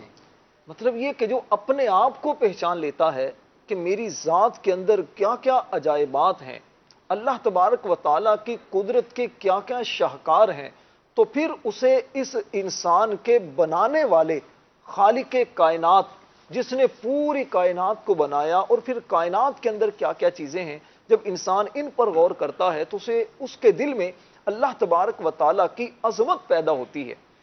बड़ा प्यारा किसी ने एक वो शेर कहा कि दूसरों की कहानियां छोड़ो, अपने आगे भी आईना रखो। जब आप आईने में देखते हैं, यहां है ज़मीर का आईना, जब आप अपने ज़मीर में झांकते हैं, एक तो यह है कि आप अपनी शख्सियत के अंदर देखते हैं कि बहसीयत इंसान फिजिकली मेरे अंदर क्या क्या चीज़ें हैं, और एक यह है कि आपकी आदात व अतवार ये कैसी हैं। बाज़ औक़ात होता यह है कि इंसान के अंदर बहुत सारी सलाहियतें और खूबियाँ मौजूद होती हैं, लेकिन इंसान को पता नहीं होता। अब इंसान को अपनी खूबियों का पता कैसे चलता है? या तो अल्लाह तबारक व ताला उस पर खुद ही ये मार्फत के रास्ते खोल देता है, इंसान के सामने अपनी खूबियां जाहिर हो जाती हैं। और ये खूबियों का जाहिर होना बहुत कम ऐसा होता है कि बचपन में इंसान पर हो, बसा औकात जवानी में, और यह अक्सर ऐसा होता है कि इंसान को बुढ़ापे में जाकर पता चलता है कि मेरे अंदर तो ये खूबियां अल्लाह ने रखी थी, अगर मैं इनको इस्तेमाल करता तो बहुत बड़ा मकाम पा सकता था। माशाल्लाह, पॉजिटिव वे में अपनी सलाहियतों को उजागर करना। दूसरी चीज ये होती है कि आप किसी रहनुमा के पास चले जाते हैं, आपके वो रहनुमा आपके उस्ताद भी हो सकते हैं, आपके वालिदैन भी हो सकते हैं, एक मुआशरा भी आपका रहनुमा होता है। वो आपको आगाह करता है कि आपके अंदर ये सलाहियतें हैं। आप उन सलाहियतों को, उन खूबियों को मजीद जब इस्तेमाल करते हैं तो आप बहुत आगे चले जाते हैं। दुनिया में भी आपको तरक्की मिलती है, आखिरत में भी तरक्की मिलती है। इंशाल्लाह इसमें मजीद बात करेंगे। जो पहलू माशाल्लाह आपने छेड़ा है, एक कॉल है, अगर आप कहें तो कॉल ले लीजिए। तो ये जो मौजू है, अपनी सलाहियतों को और अपनी रब अज़्ज़ व जल की अपने आप पर नेमतों को गौर करना, इंशाल्लाह इस पर मजीद भी बात करते हैं। कॉल है, ज़रा सुनाइए। भाई जमान खान बात कर रहा हूँ मशीराबाद से। माशाल्लाह आपका मौजू बहुत प्यारा है आज का, मैं प्रोग्राम भी देख रहा हूँ आपका, मुझे बहुत अच्छा लगा। इस हवाले से मैं ये कहना चाहता हूँ, ये जो बड़े हजरात होते हैं, हुकूमत में होते हैं, इन्हें भी चाहिए ना कि ये नेकी का हुक्म दें और बुराई से रोकें। जब बड़ा आदमी इस तरह के काम करेंगे तो छोटे लेवल पे भी होगा। दुआओं की दरखास्त है जी, मेरे लिए दुआ भी कर दें। आमीन। अच्छा, इस पर मैं एक जुमला कहा करता हूँ कि ये ऐसा मसला है कि जैसे वो कहावत पूछी जाती है ना कि मुर्गी पहले आई या अंडा, तो ऐसी जब ये बात आती है ना तो पहले हुक्मरान सुधरेंगे या आवाम सुधरेगी। अच्छा, ये बहस है ना। वो कहेंगे भाई जैसी आवाम वैसे हुक्मरान, अच्छा आवाम कहेगी जैसे हुक्मरान वैसी आवाम। तो प्यारे भाई, बिल्कुल हर बड़े को, खा वो हुक्मरान हो यानी हुकूमत में बड़ा हो या उसको अपनी कम्युनिटी में किसी भी तरह का मनसब हासिल हो, यानी कि जो भी स्टेटस रखने वाला शख्स है, उसे भी चाहिए कि वो अपने मातहत लोगों को नेकी की दावत दे, अच्छी बात करे। लेकिन छोटों को भी चाहिए कि वो अपनी इस्लाह करे और नेकी की दावत दे। इसका सीधा सा जवाब अमीर अहले सुन्नत दामत बरकातुहुमुल आलिया ने नेकी की दावत के बयान में ये लिखा है। यानी कि बेसिकली अगर हम इसके पीछे जाएंगे तो ये अमरुम बिल मारूफ व नहयुन अनिल मुनकर के चैप्टर से है आपका क्वेश्चन। तो उसमें ये बात लिखी है कि हर शख्स मुबल्लिग है अपनी अपनी हैसियत के मुताबिक। एक आम आदमी है वो भी मुबल्लिग है, उसको भी नेकी की दावत देनी है, बुराई से मना करना है। अच्छा, कोई अपने घर का बड़ा है तो वो उस हैसियत से मुबल्लिग है। कोई हुक्मरान है, उसके पास कोई जो है ओहदा है, तो वो अपने ओहदे के एतबार से होगा। उस्ताद है तो उसकी हैसियत मुख्तलिफ हो जाएगी। तो छोटा हो या बड़ा, हर एक को इस्लाह की कोशिश करनी चाहिए। लेकिन आज जिस पहलू पर हम बात कर रहे हैं, हम यही कोशिश कर रहे हैं कि दूसरों को नेकी की दावत देने की तरगीब बिल्कुल देनी चाहिए, लेकिन हम ये गौर करें कि हम खुद कितनी नेकी की दावत देते। अगर हर शख्स अपनी जगह पर अम्र बिल मारूफ करने लग जाए और कोशिश करने लग जाए तो इंशाअल्लाह जो है वो सारी चीज़ें ही वो और फिर ठीक हो जाएंगी। जी जी, आप मुबल्लिग के लिए जो है ये बहुत ज़रूरी है कि वो बाअमल हो। यानी हम अगर किसी की इस्लाह करना चाहते हैं तो हमारी इस्लाह से किसी की वाकई इस्लाह उसी सूरत में मुमकिन है कि जब हम उस बात पर अमल करने वाले हों। वगरना कल को अगर उसने ये देखा कि इसने खुद मना किया तो और ख़ुद इस बात में पड़ा हुआ है और इस बात में मसरूफ़ है, तो अब हमारी एक तो शख्सियत भी डैमेज होगी, दूसरा फिर वो कभी हमारी बात पर एतमाद नहीं करेगा कि यार ये तो कुरानी के भी खिलाफ हो गया ना, अतअमुरून अन्नास बिल बिर्रि व तंसौना अनफुसकुम। आप जो बात कर रहे थे अपनी अच्छाइयों को पॉजिटिव वे में देखना और अपनी सलाहियतों को पहचानना, एक रिसर्च है जो बयान की जाती है कि इंसानी जो स्किल्स हैं, जो सलाहियतें हैं, उनको एक एतबार से 6 किस्मों में तकसीम किया गया है कि 6 स्किल्स हैं, उन्हीं पर इंसान जो है ना वो अपने कामकाज सरअंजाम देते हैं। और वो 6 ऐसी होती हैं कि जो अक्सर लोगों के अंदर पाई जाती हैं, किसी में 1, किसी में 2, किसी में 4, किसी में ज़्यादा कम ज़्यादा होती है, लेकिन अमूमन ये 6 स्किल्स पाई जाती हैं। और इंसान उन 6 में से किसी एक पर ही अपनी सारी ज़िंदगी गुजार देता है। मिसाल के तौर पर कम्युनिकेशन, अच्छी गुफ्तगू करना, ये एक स्किल है जी, ठीक है ना, ये एक सलाहियत होती है। हर शख्स अच्छा मुबल्लिग नहीं होता। अच्छा, कोई अच्छा मुहर्रिर होगा, नहीं अच्छा राइटर होगा, अच्छा तहरीर करने वाला होगा, वो बयान कर लिए बोलेंगे तो आप बोलेंगे यार ये क्या अजीब व गरीब बात कर रहे हैं। तहरीर देखेंगे तो आप बोलेंगे वाह यार क्या शानदार तहरीर है। स्किल्स होती हैं। तो अगर कोई शख्स अपनी उन सलाहियतों को पहचाने और उनको ऐड ऑन करे, यानी कि मज़ीद उसको इस्तेमाल में लाए, तो वो बहुत ज़्यादा शानदार ज़िंदगी गुजार सकता है। लेकिन एक भारी अक्सरियत अपनी ही मौजूद सलाहियतों में से एक या बहुत तीर मारा तो 2 पर अपनी ज़िंदगी गुजार देती है। तो ये भी एक खुद एहतिसाबी होनी चाहिए। और दूसरा, मेरे अंदर सलाहियत जिस चीज़ की है मैं वो करता नहीं हूँ, और जिस चीज़ की सलाहियत नहीं उसके मैं पीछे पड़ा हुआ होता हूँ। पता नहीं है ना जी, मालूम नहीं है, तो इसलिए हम ये चाहते हैं कि ये अच्छा है तो चलें, इसी कहते हैं ना चलो तुम उधर को हवा हो जिधर की। तो जहां हमने देखा ज़माने का रुख या जिस तरफ हवा चल रही होगी कहेंगे हम भी उसी तरफ चलें। तो जो भी एक वो नई चीज़ आएगी तो उसी के पीछे भाग रहे होते हैं। और नतीजा क्या होता है कि हर चमकती चीज़ सोना नहीं होती, बाज़ औक़ात वो एक शराब होता है। जैसे होता है ना, बाज़ औक़ात आप देखें ना, सहरा में सफ़र करते हैं या कभी आप गर्मियों के जैसे आजकल दिन है, आप रोड पर आप लॉन्ग ड्राइव पर जाते हैं, किसी दूर जगह पर चलते हैं, तो आप देखते हैं दूर से आपको रोड पर नजर आता है जैसे पानी है, اور جب اب مزید قریب پہنچتے ہیں تو پتہ چلتا ہے پانی نہیں ہے بلکہ ایک چمک تھی جو دور سے دیکھنے میں نظر آ رہی تھی. تو ہوتا یہی ہے کہ ہمیں بہت سارے افراد ایسے کہ جس کے اندر یہ صلاحیتیں قدرتی طور پر ہوتی ہیں، وہ پہچان چکے ہوتے ہیں. ہم چاہتے ہیں کہ وہی چیزیں ہم بھی کرنا شروع کر دیں، حالانکہ ہمارے اندر وہ صلاحیت موجود نہیں ہوتی. ہمیں اپنی صلاحیت کو پہچاننا ہوتا ہے، اپنی ذات کو دیکھنا ہوتا ہے، کون سا کام میں اچھے انداز سے کر سکتا ہوں تو مجھے چاہیے کہ میں اسی میں محنت کروں. انشاءاللہ تھوڑے وقت میں بہت زیادہ آگے چلا جاؤں گا. پھر اس میں یہ بھی ہوتا ہے کہ اب جیسے یہ صلاحیت بھی ہے، صلاحیت کو پہچان بھی لیا، لیکن وہ ذرائع نہیں ہے کہ جس سے وہ صلاحیت میں کام کر کے اس کو سر انجام دے سکے. تو پھر ایسے لوگوں کے لیے یہ ہوتا ہے کہ پہلے ان ذرائع کو تلاش کرے، یعنی ان ذریعے تک پہنچے. جیسے اس کی ایک مثال ہے کہ بہت اچھا کوئی بیان کرتا ہے لیکن اس کے پاس علم نہیں ہے. اب وہ ایک جس کو بولتے ہیں نا بازاری یا ایک عطائی مقرر جس کو کہتے ہیں، اب وہ شریعت کی دھجیاں بھی اڑائے گا اور وہ ایسے جملے اور ایسے بیانات سے لوگوں کو روشناس کرے گا کہ جو واقعی شریعت کے خلاف ہوں گے. اب اس میں بولنے کا ملکہ تو ہے لیکن اس کی جو صلاحیت اس میں تھی اس نے اس کو کما حقو ادا نہیں کیا اور ان ذرائع تک نہیں پہنچا کہ جس سے وہ صلاحیت کو صحیح طور پر انجام دے سکے.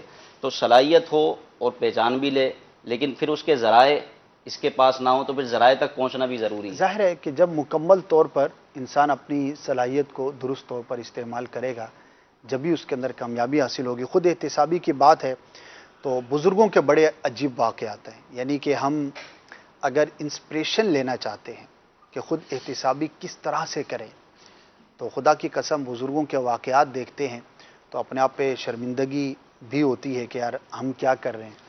اور سچی بات یہ ہے کہ ہوا بھی جو ہے نا وہ درست ہو جاتی ہے دماغ کی کہ بھائی ہم کیا ہیں اور کیا کر رہے ہیں. فاروق اعظم رضی اللہ تعالیٰ عنہ کا اگر ہم انداز دیکھتے ہیں کہ اب وہ ہیں کہ جن کے بارے میں کہا کہ جس راستے سے عمر گزرتے ہیں وہاں سے شیطان آگے پیچھے ہو جاتا ہے. سبحان اللہ. لو کان بعدی نبی لکان عمر او کما قال رسول اللہ صلی اللہ علیہ وسلم کہ اگر میرے بعد کوئی نبی ہوتا تو وہ عمر ہوتے. ایسے زبردست صحابی، ایسے صاحب و رائے کہ قرآن پاک میں 20 آیتیں آپ کی رائے کے مطابق اللہ پاک نے نازل فرمائی ہیں. اتنی شاندار آپ کی جو ہے وہ جنتی صحابی، یعنی کہ وہ ہر صحابی جنتی ہیں لیکن وہ صحابی کے جن کو سرکار صلی اللہ علیہ وسلم نے بطور خاص وضاحت کے ساتھ دنیا ہی میں جنت کی بشارت عطا فرمائی، اس میں بھی آپ کا شمار ہے. اور یہ 4 صحابہ تو ایسے ہیں کہ جب بھی کسی شان کی بات ہوتی ہے، عظمت کی بات ہوتی ہے تو سب سے پہلے 4 تو ہر جگہ پر ہی موجود ہوتے ہیں. تو ایسے زبردست صحابی ہیں، خلیفہ دوم ہیں آپ، کیا شان ہے. لیکن جب اپنی خود احتسابی پر آتے ہیں تو اپنے پاؤں پر درہ مار کر یہ کہتے ہوئے نظر آتے ہیں کہ اے عمر بتا کہ تو نے یہ کام کیوں کیا، آج تو نے کیا کیا. اپنے آپ سے سوال کر رہے ہیں اتنی شاندار خلافت سر انجام دینے کے باوجود کہ آج تو نے کیا کیا. کوئی بزرگ کا واقعہ سنتے ہیں، پڑھتے ہیں کہ گھر کے اندر جو ہے وہ قبر کھود کے رکھی ہوئی ہے، علامتی قبر، اور اس کو دیکھ دیکھ کر اپنے آپ کو ڈراتے ہیں کہ کہیں جو ہے وہ میرا انجام برا نہ ہو جائے. یعنی کہ قبر کو اپنی خود احتسابی کے لیے انہوں نے گویا کہ علامت بنایا ہوا ہے.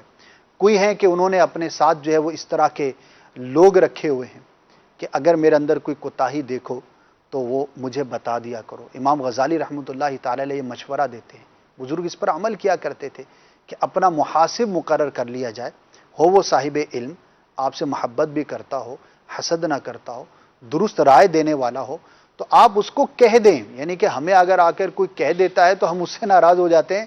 بزرگ تو یہ فرما رہے ہیں کہ کسی کو اپنے آپ پر خود مقرر کر دیں، اس کو کہہ دیں کہ بھائی دیکھیں آپ کو میں نے اپنا محاسب بنایا، آپ کا وقت میرے ساتھ گزرتا ہے، آپ نے مجھے بڑا قریب سے جو ہے وہ جانچا ہوا ہے، دیکھا ہوا ہے، اگر میرے اندر آپ کوئی خرابی دیکھتے ہیں، کمی کوتاہی دیکھتے ہیں تو برائے کرم مجھے بتا دیا کریں. یعنی کہ بزرگان دین تو اتنا کریں کہ دوسروں کو اپنے آپ پر محاسب مقرر کریں. اور ہمارا حال یہ ہے کہ اگر کوئی بیچارہ محاسب بننے کی کوشش کرے تو ہم اس کی طبیعت صاف کر دیتے ہیں. حضرت عمر فاروق رضی اللہ تعالیٰ عنہ کی آپ نے بات کی تو آپ کے بارے میں آتا ہے، آپ نے ارشاد فرمایا کہ اپنا محاسبہ دنیا میں ہی کر لیا کرو اس سے پہلے کہ محاسبے کا دن آ جائے. اللہ اس سے پہلے کہ تمہارا وہاں پر محاسبہ ہو دنیا کے اندر ہی آپ اپنا محاسبہ کر لیا کرو. اور آپ ایسے شریعت پر عمل پیرا اور خوف خدا رکھنے والے تھے کہ جب تک حضرت عمر فاروق رضی اللہ تعالیٰ عنہ خلیفہ رہے، اپنی آخر مبارک زندگی کے آخری ایام تک آپ نے حضرت علی رضی اللہ تعالیٰ عنہ کو اپنا مشیر مقرر کیا ہوا تھا. سبحان اللہ. علمی معاملات میں خاص طور پر اور جو حکومتی معاملات ہوتے تھے، حضرت علی رضی اللہ تعالیٰ عنہ سے بڑی آپ مشاورت کیا کرتے تھے، چونکہ آپ باب العلم ہیں حضرت علی رضی اللہ تعالیٰ عنہ. بلکہ یہاں تک حضرت عمر نے فرمایا لولا علی لہلک عمر، اللہ اگر علی نہ ہوتے تو عمر ہلاک ہو جاتا. اللہ اکبر. یہ شان ہے. یعنی جتنا بڑا یوں سمجھیے کہ مرتبے والا انسان ہوتا ہے اس بندے کی اتنی زیادہ اس کے اندر عاجزی ہوتی ہے اور وہ اتنا ہی زیادہ صاحب علم افراد کا قدردان ہوتا ہے. سبحان اللہ. تو حضرت علی رضی اللہ تعالیٰ عنہ کا بھی معاملہ کچھ ایسا ہی تھا کہ آپ بھی اپنی ذات کے معاملے میں بہت ہی زیادہ یوں سمجھیے کہ اپنا محاسبہ کیا کرتے تھے.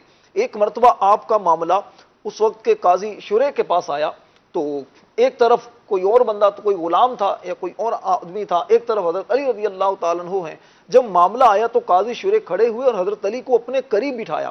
حضرت علی نے فرمایا کہ آپ قاضی ہیں، آپ چونکہ اس وقت ہم دونوں مدعی ہیں، آپ کو چاہیے کہ ہم دونوں کے ساتھ برابری کا سلوک کرو. سبحان اللہ. چنانچہ قاضی شرح اس جگہ بیٹھے اور حضرت علی رضی اللہ تعالیٰ عنہ اس آدمی کے ساتھ بیٹھے. یہ آپ لوگوں کی یوں سمجھیے کہ ایک عمل مبارک تھا کہ اپنے آپ کو بڑا نہیں سمجھتے تھے، اپنے آپ کو چھوٹا سمجھتے تھے. اور نتیجہ کیا ہوتا تھا کہ اللہ تبارک و تعالیٰ ان کو پھر عروج اور بلندی عطا جبھی تو فرما یہ دیتا بڑے تھا. ہوتے تھے. ایک بزرگ کے بارے میں آتا ہے نا کہ وہ اپنا محاسبہ روزانہ اس طرح کرتے تھے کہ وہ پورے دن کے معاملات کو دہراتے اور اپنی داڑھی کو پکڑتے اور کہتے اے نفس آج تو نے یہ کیوں کیا، آج تجھ سے یہ کیا ہو گیا. روزانہ کا یہ معمول تھا. تو ہمیں بھی اپنا یہ معمول بنانا چاہیے اور ہمیں امیر علیہ سنت نے اپنا محاسبہ کرنے کا بہت آسان طریقہ عطا فرمایا اور وہ ہے مدنی انعام، کہ جو مدنی انعام پر عمل کرتا ہے گویا کہ وہ روزانہ کا اپنا محاسبہ کرتا ہے. بڑا آسان کر دیا ہمارے لیے، بہت آسان کر دیا کہ بھائی کیا آج آپ نے نمازیں پڑھی کہ نہیں پڑھی، پانچوں نمازیں جماعت کے ساتھ پہلی صف میں پڑھی کہ نہیں پڑھی، آج آپ نے اچھی اچھی نیتیں کی کہ نہیں کی. تو یہ روزانہ کا محاسبہ انشاءاللہ نفس کی بہت شرارت ہے، یعنی نفس کی شرارتوں سے جو بچ گیا اللہ تعالیٰ نے اس کو کامیاب کیا. اور پھر اس نفس کو کبھی صبر کے ذریعے قابو کیا جاتا ہے، کبھی اللہ تبارک و تعالیٰ جس پر رحمت فرمائے، کبھی اس نفس کی مخالفت کر کے اس کو قابو کیا جاتا ہے. تو ایک مصلح کے لیے، اصلاح کرنے والے کے لیے یہ ضروری ہے کہ وہ صبر کا بھی دامن تھام کے رکھے، کیونکہ آزمائشیں آتی ہیں اور بعض اوقات ایسی آزمائشیں آتی ہیں کہ جس پر صبر کرنا ضروری ہوتا ہے. ایک بزرگ کے بارے میں آتا ہے ابو الحسن خرقانی رحمۃ اللہ تعالیٰ علیہ، یہ بہت مشہور بزرگ ہیں، اللہ کے ولی تھے. تو یہ صاحب کرامت بزرگ تھے. تو بہت دور سے کہیں ایک شخص ان سے مرید ہونے کے لیے آیا، تو وہ آپ کے گھر کی طرف چلا. تو لوگوں نے کہا کہ ابھی شیخ گھر پر نہیں ہے اور تم گھر پر نہیں جانا، کیونکہ ان کی جو زوجہ محترمہ ہیں، ان کی جو زوجہ ہیں وہ بڑی بد کلام ہیں اور مطلب بہت برا کہنے والی ہیں اور ان کے ساتھ سلوک صحیح نہیں ہے، شیخ کے ساتھ بڑا برا سلوک کرتی ہیں، تو آپ وہاں نہ جائیں. اب اس شخص نے سنا کہ یار جس کے گھر والے ان کے ساتھ صحیح نہ ہو تو میں ان سے مرید کیسے ہوں. تو لوگوں نے کہا کہ بھائی آپ شیخ جنگل میں لکڑیاں کاٹنے گئے، جنگل میں آپ جا کر خود دیکھ لیں تو آپ کو پتہ چل جائے گا کہ شیخ کا مقام کیا ہے. تو اب یہ شخص جنگل میں جاتا ہے، جنگل میں کیا دیکھتا ہے کہ شیخ ابو الحسن خرقانی رحمۃ اللہ تعالی علیہ لکڑیاں کاٹ کر شیر کے اوپر رکھتے ہیں، اور جب شیر مستی کرنے لگتا ہے اور چلنے میں کوتاہی کرتا ہے تو آپ سانپ کو پکڑتے ہیں اور اس کا کوڑا بنا کے اس کی پٹائی کرتے ہیں. جب اس نے یہ منظر دیکھا تو اس کے تو ہوش اڑ گئے اور کہا کہ یہ تو بڑے صاحب کرامت بزرگ ہیں، لیکن گھر کا معاملہ تو بالکل الٹ ہے. اب وہ قریب آنے لگا پوچھنے کے لیے کہ حضور یہ کیا معاملہ ہے، میں تو آپ کا مرید بننا چاہتا ہوں. تو آپ نے کشف سے پہچان لیا، اس کے دل کی بات کو جان لیا اور آپ نے کہا کہ اللہ کے بندے، اللہ نے مجھے یہ جو مقام عطا فرمایا یہ اپنے گھر والوں کی باتوں پر صبر کرنے کی وجہ سے. سبحان اللہ، کیا بات ہے ہمارے بزرگان دین کی، اور کیسی عاجزی ہوا کرتی تھی. اللہ پاک ہمیں بھی ان کا صدقہ نصیب فرمائے. ایک کال ہے وہ لیتے ہیں، پھر اگلے سیگمنٹ کا وقت ہوا چاہتا ہے انشاءاللہ اس کی طرف ہم بڑھیں گے. سنائیے کیا کال ہے. محمد شہزاد اتاری عرض کر رہا ہوں. ماشاءاللہ خوشبوئے رمضان. اسد بھائی کیا بات ہے، ایک نظر خود پر بھی ایک موضوع ہے اور یہ فکر مدینہ کے ایک پہلو میں سے ایک پہلو ہے. واقعی ہم نے اپنا محاسبہ کرنا جب سے چھوڑا ہے بہت سے معاملات خراب ہوئے ہیں. تو اس حوالے سے مدنی پھول عطا فرمائیں کہ خود کا محاسبہ جو ہے وہ انسان کی زندگی میں کیسا انقلاب برپا کرتا ہے. کافی اس موضوع پر ہی گفتگو ہوئی اور کیسے انقلاب برپا کرتا ہے. ہم نے کچھ واقعات بھی جو ہے وہ شیئر کیے ہیں اور تجربہ کر لیں ایک ہفتے کا کہ ایک ہفتے تک میں انشاءاللہ روزانہ خود احتسابی کروں گا اور اپنی کمزوریوں اور کوتاہیوں پر غور کروں گا اور ان کو پھر درست کریں تو خود ہی اندازہ ہو جائے گا کہ کیسا انقلاب برپا ہوتا ہے. ایسا انقلاب برپا ہوگا کہ آج تک ہماری زندگی میں نہیں ہوا ہوگا. ہم 20-20 سال سے 25-25 سال سے ایک کمزوری، کوتاہی، ایک عادت، ایک عجیب و غریب قسم کے مزاج کے ساتھ ہم چل رہے ہوتے ہیں. اگر کوئی ایک بھی چیز ہم نے اپنی درست کر لی نا، پھر آپ دیکھیے گا کہ کیسا انقلاب برپا ہوتا ہے. وہ انقلاب ہم خود ہی برپا نہیں کر رہے ہوتے اور پھر کہتے ہیں کہ یار پتہ نہیں میری کوئی بڑی اچیومنٹ نہیں ہو رہی. آپ ذرا کر دیکھیے، انشاءاللہ عز و جل آپ کو خود ہی اندازہ ہوگا. بڑھتے اگلے سیگمنٹ کی جانب اور مدنی انعامات میں سے ایک مدنی انعام ہی کی ہم نے اس کی بنیاد رکھی ہے کہ امیر علیہ سنت فرماتے ہیں کہ تلفظ کی درستی پر بھی ہمیں غور کرنا چاہیے. ہم جو گفتگو کرتے ہیں وہ اچھی ہونی چاہیے، بہتر ہونی چاہیے. تو ابتدا میں ہم نے ایک آپ کو لائن جو ہے وہ سنائی تھی. آئیے ایک مرتبہ پھر سنتے ہیں اور اس میں ہم غور کرتے ہیں کہ اس لائن کے اندر ہم نے کیا کیا غلطیاں پہچانی ہیں. جی سنائیے. آصف نے سحری کے وقت مجھ سے رابطہ کیا اور کہا کہ برائے کرم زیادہ تیل والی چیزیں کھانے سے اجتناب کریں. جناب اگر آپ پہنچ گئے ہیں تو بہت اچھی بات ہے، ورنہ جہاں تک میں پہنچا ہوں سب سے پہلے جو ہے وہ آصف نہیں ہے بلکہ آصف ہے. یہ بڑی عوامی غلطی ہے اور نام رکھا جاتا ہے ہمارے ہاں، بھوسوں کا نام رکھا جاتا ہے، بڑا اچھا نام ہے، لیکن صاد پر زبر ہے، صاد کے نیچے زیر نہیں ہے. تو آج کے بعد کیا کہیں گے؟ آصف.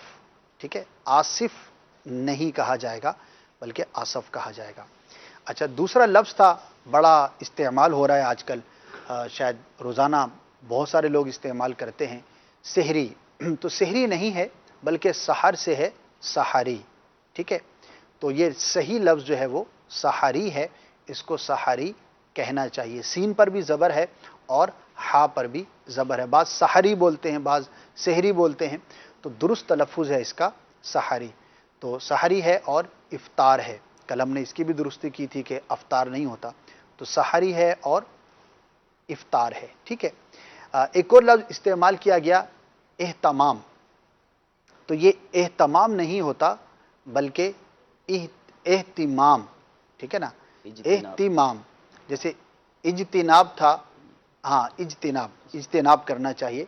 تو اجتناب تا کے نیچے جو ہے وہ زیر ہے. بڑا عام طور پر یہ غلط بولے جانے والا لفظ ہے کیونکہ بڑا عمومی استعمال ہونے والا لفظ ہے. بھئی آپ اس سے اجتناب کیجئے گا، بیٹا اجتناب کرو. اجتناب کا لفظ بڑا استعمال کیا جاتا ہے. تو تا پر زبر نہیں ہے، اجتناب نہیں ہے بلکہ اجتناب ہے. تو اگر کوئی لفظ میں بھول رہا ہوں تو آپ بھی توجہ دلا سکتے ہیں. وقت، ہاں تو وقت کہا گیا، سحری کے وقت. اچھا یہ وقت نہیں ہے بلکہ وقت ہے. جو بیچ والا قاف ہے واو کے بعد یہ ساکن ہے، اس کے اوپر زبر نہیں ہے. تو بہت سارے لوگ جو ہے وہ یہ یوں بول رہے ہوتے ہیں کہ بھائی میرے پاس وقت نہیں ہے، آپ کے پاس وقت نہیں ہے. تو وقت نہیں بلکہ وقت، قاف کو ہم نے ساکن پڑھنا ہے. یہ انہوں نے درست پڑھا ہے زیادہ، ورنہ بہت زیادہ زیادہ. اچھا رابطہ بھی درست نہیں ہے بلکہ رابطہ ہے. با کے نیچے زیر ہے. با کو ساکن نہیں پڑھنا، یعنی کہ اس کے اوپر جزم نہیں پڑھنا، بغیر حرکت کے اس کو نہیں پڑھنا بلکہ با کے نیچے زیر پڑھنا ہے. تو میرا اس سے رابطہ ہوا، اس کے بجائے میرا اس کے ساتھ جو ہے وہ رابطہ ہوا. تو یہ پڑھنا چاہیے اور بولنا چاہیے. تو یہ چند غلطیاں تھیں اور اس بات سے ہم اندازہ لگائیں کہ یہ وہ غلطیاں ہیں کہ جو ہمارے ہاں بڑی عام ہیں اور تقریباً لوگ اس میں جو ہے وہ مبتلا ہوتے ہیں. ہم دوبارہ وضاحت کر دیں کہ ان کو ہم ناجائز یا حرام نہیں کہہ رہے بلکہ تلفظ کی درستی، تاکہ ہماری گفتگو جو ہے وہ بہتر سے بہترین کی طرف جو ہے وہ جا سکے اور ہم جب بات کریں تو اچھی بات کریں، صاف بات کریں اور تلفظ جو ہے وہ اچھا ہونا چاہیے. خاص طور پر جو مبلغین ہیں, نیکی کی دعوت دینے والے ہیں, بعض اوقات سامنے والا آ کر بات کرتا ہے تو وہ بات ہی ایسی عجیب و غریب ہوتی ہے کہ اس کا اثر کیا لینا ہے, پہلے ہی بندہ جو ہے نا اسے بدزن سا ہو جاتا ہے. تو بہرحال یہ غلطیاں تھیں, ان کی اصلاح کرنے کی ہم نے کوشش کی. آج کا محاورہ, اردو کا ایک محاورہ بھی ہم ڈسکس کرتے ہیں. کل ہم نے ڈسکس کیا تھا آسمان سے گرا کھجور میں اٹکا, اور آج کا محاورہ ہے, چاہیں تو اس کو سچویشن کے مطابق آپ استعمال کر سکتے ہیں, آ بیل مجھے مار. ٹھیک ہے, کسی کو آپ سمجھا رہے ہیں, میں ایک سچویشن عرض کر دیتا ہوں, بیٹے کو سمجھا رہے ہیں یا دوست کو سمجھا رہے ہیں, استاد ہیں تو شاگرد کو سمجھا رہے ہیں, اور وہ کوئی ایسی بات کر رہا ہے, کوئی ایسی سچویشن اس نے ڈسکس کی ہے کہ میں یہ کر رہا تھا اور جا کر مجھے یہ نقصان ہو گیا. تو ہم اس کو یہ سمجھائیں گے کہ بھائی یہ جو آپ نے کام کیا یہ تو آپ کو کرنا ہی نہیں چاہیے تھا. یہ کام کرنا ایسا ہے گویا کہ آ بیل مجھے مار, یعنی کہ خود اپنے آپ کو ہلاکت پر پیش کرنا ہے. مثال کے طور پر ایک راستہ ہے آپ کے گھر سے بازار کو جاتا ہے جو کہ سنسان ہے, اور رات کے وقت وہاں پر زیادہ آمد و رفت نہیں ہوتی, لوگ نہیں ہوتے وہاں پر. اب آپ وہاں سے گئے اور آ کر اگلے دن کسی کو بتا رہے ہیں کہ بھائی میں وہاں سے گیا تھا اور مجھے لوٹ لیا گیا, ٹھیک ہے نا, میرا موبائل فون چھن گیا. تو یہاں پر یہ جملہ استعمال کیا جا سکتا ہے کہ بھائی یہ تو ایسا ہی ہوا جیسا کہ آ بیل مجھے مار, کہ آپ کو ضرورت کیا تھی ایسے راستے سے جانے کی. تو یہ سچویشن ہے آ بیل مجھے مار, خود اپنے آپ کو ہلاکت پر پیش کرنے کی. اسی طرح موٹر سائیکل سوار آج کل عجیب و غریب جو ہے وہ ڈرائیونگ کرتے ہیں, ایکسیڈنٹ ہو گیا پھر کسی کو بتا رہے ہیں, وہاں پر بھی سچویشن بنتی ہے کہ بھائی آ بیل مجھے مار. یہ بات ہوئی نا کہ آپ کو ضرورت کیا تھی اتنا زیادہ اوور سپیڈ ڈرائیو کرنے کی. تو یہ اس طرح کی سچویشن میں یہ جملہ کہا جاتا ہے. اور ایک لفظ یا ایک جملہ ہم ڈسکس کرتے ہیں جو کہ مہذب نہیں ہوتا اور اچھی اور شائستہ گفتگو کا وہ جملہ نہیں ہوتا. اور آج کا ہمارا کیا لفظ ہے؟ ابے تبے, اور ابے تبے اور تیرے کو اور میرے کو. اچھا, یہ استعمال کیا جاتا ہے نا. تو ابے تیرے کو میں نے سمجھایا نہیں تھا, تو یہ نہیں کہنا چاہیے. دیکھو بھائی میرے کو سمجھ میں نہیں آ رہی, تو تیرے کو میرے کو یہ یعنی کہ اچھا ساؤنڈ نہیں کرتا ہے, اچھا نہیں لگتا. اب میں آپ کو اس کا اس کی وجہ ایک یہ بھی ہوتی ہے کہ جو نئی نئی اردو سیکھ رہے ہوتے ہیں نا, یا زیادہ جن کو ایک وہ ہوتا ہے شوق, خاص طور پر جی ہم اردو تھوڑی سی جدید انداز میں اور اچھی قسم کی اردو بولیں, تو وہ پھر ابے تبے میرے تیرے کو فلاں اس طرح کر کے وہ چیزیں اپنے انداز میں بیچارے یہ سمجھ رہے ہوتے ہیں کہ شاید ہمارا اس سے بہت اچھا تاثر پڑ رہا ہے لوگوں پر. جدید سیکھیں لیکن اچھا جدید سیکھیں. ہر جدید چیز اچھی ہو ضروری نہیں. اچھا, اب آپ دیکھیں فرق دیکھیں. مثال دے رہا ہوں, میں بات کر رہا ہوں ان سے, دیکھیں ماشاءاللہ یہ مدنی ہیں اور ایک مہذب آدمی ہے. اب میں ان سے بات کروں, ابے تیرے کو سمجھ میں نہیں آئی, اب یہ دیکھیں اب کتنا برا لگے گا نا, آپ کو بھی فیل ہو رہا ہوگا یار یہ کیا انداز ہے. اچھا, یہ وہ انداز ہے جو ہمارے ہاں ہزاروں لوگ استعمال کریں. دیکھو بھائی میرے کو سمجھ میں نہیں آ رہی. اچھے اچھے پڑھے لکھے ذاتی تجربے کی بات کر رہا ہوں, بڑے عمر کے بڑے تجربہ کار لوگ بھی یہ جملے استعمال کر رہے تھے. اب دیکھیے میں اسی جملے کے بجائے اگر یوں کہوں, آپ کو یہ میں عرض کرتا ہوں, تیرے کو میں بولتا ہوں, آپ کو میں عرض کرتا ہوں, دیکھو بھائی میرے کو سمجھ میں نہیں آتی. اب اسی کے بجائے اگر میں یوں کہوں, پیارے بھائی مجھے یہ بات سمجھ میں نہیں آئی, تو کتنا فرق ہے. مجھے سمجھ میں نہیں آئی, میرے کو سمجھ میں نہیں آئی, تو زمین آسمان کا فرق پڑتا ہے. اور اگر آپ کسی منصب پر ہیں, اچھا یہ جملے وہ نہیں ہے کہ جو خالی جو ہے وہ بازار کے اندر گھومنے پھرنے والے لڑکے بولتے, اچھے اچھے جو صاحب منصب لوگ ہوتے ہیں, اسٹیٹس رکھنے والے ہوتے ہیں, وہ بھی جب ذرا سا آپے سے باہر ہوتے ہیں تو وہ اس طرح کی بات کرتے ہیں, خاص طور پر ماتحت کے ساتھ جب بات کر رہے ہوتے ہیں, تو نہیں کرنا چاہیے. تو آج کیا نیت کرنی ہے کہ آج سے ہم نے اپنی لینگویج میں سے ان جملوں کو مائنس کر دینا ہے. تیرے کو میرے کو نہیں, بلکہ آپ کو اور مجھے. کیا یوز کرنا ہے؟ آپ کو یا مجھے. آپ کو میں سمجھانے میں کامیاب نہیں ہو سکا ہے, مجھے یہ بات سمجھ میں نہیں آئی, یہ ہم نے انداز اختیار کرنا ہے.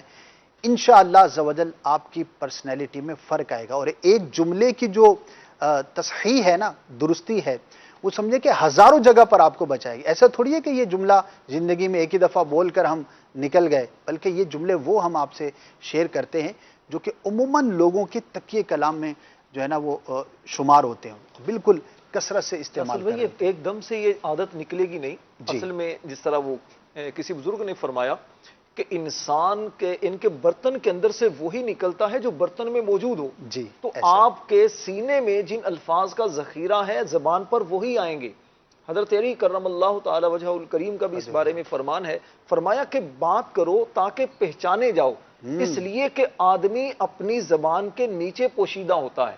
اللہ آپ کی شخصیت آپ کی زبان سے، آپ کی گفتگو سے پتہ چلتی ہے آپ کیسے آدمی ہیں. غصے میں آپ کے الفاظ کیا نکلتے ہیں، آپ کے دوستوں میں الفاظ کی ادائیگی آپ کی کیسی ہوتی ہے. جس طرح کی گفتگو آپ کرتے ہیں نا وہ گفتگو آپ کی شخصیت کا پتہ دیتی ہے. دوبارہ سنائیے ذرا قول. وہ قول بولو یہ ہے کہ بات تم پہچانے جاؤ. بات کرو کہ تم پہچانے اللہ جاؤ اکبر. کہ کتنی آدمی حکمت اپنی بھری زبان بات کے کی. نیچے پوشیدہ ہوتا ہے. اللہ اکبر. تو کیا یہ شاندار بات. جی حضرت علی کرم اللہ تعالی وجہ الکریم کو ایسا تو باب العلم نہیں کہا جاتا نا. سبحان اسی طرح اللہ. خود احتسابی کے بارے میں آپ کا ایک وہ قول ہے وہ عرض کروں گا. آپ کی طرف منسوب ایک شعر ہے. فرمایا رحم اللہ مرا، اللہ تعالیٰ اس مرد پر رحم کرے، علیما من اینا، کہ جس نے یہ جان لیا وہ کہاں سے آیا ہے، وفی اینا، اور کس جگہ پر ہے، وَإِلَىٰ اینا، اور کس کی طرف اس نے جانا ہے، کہاں جانا ہے. اللہ تعالیٰ اس بندے پر رحم کرے جسے یہ پتہ چل جائے کہ میں دنیا کے اندر کس مقصد کے لیے آیا ہوں، دنیا میں مجھے کیسے رہنا ہے. دنیا میں ایسے رہو جیسے مسافر رہتا ہے، حدیث پاک کا مضمون. اور کہاں جانا ہے، رب کی بارگاہ میں جانا ہے. اسد بھائی خود احتسابی کا یوں سمجھیے کہ جو نظریہ ہے یہ عقیدہ آخرت آپ اس کو کہہ سکتے ہیں. جس بندے کو یہ پتا ہو کہ مجھے قیامت والے دن رب کی بارگاہ میں اپنے اعمال کا حساب دینا ہے، وہ دنیا میں پھر زندگی کیسے گزارے گا.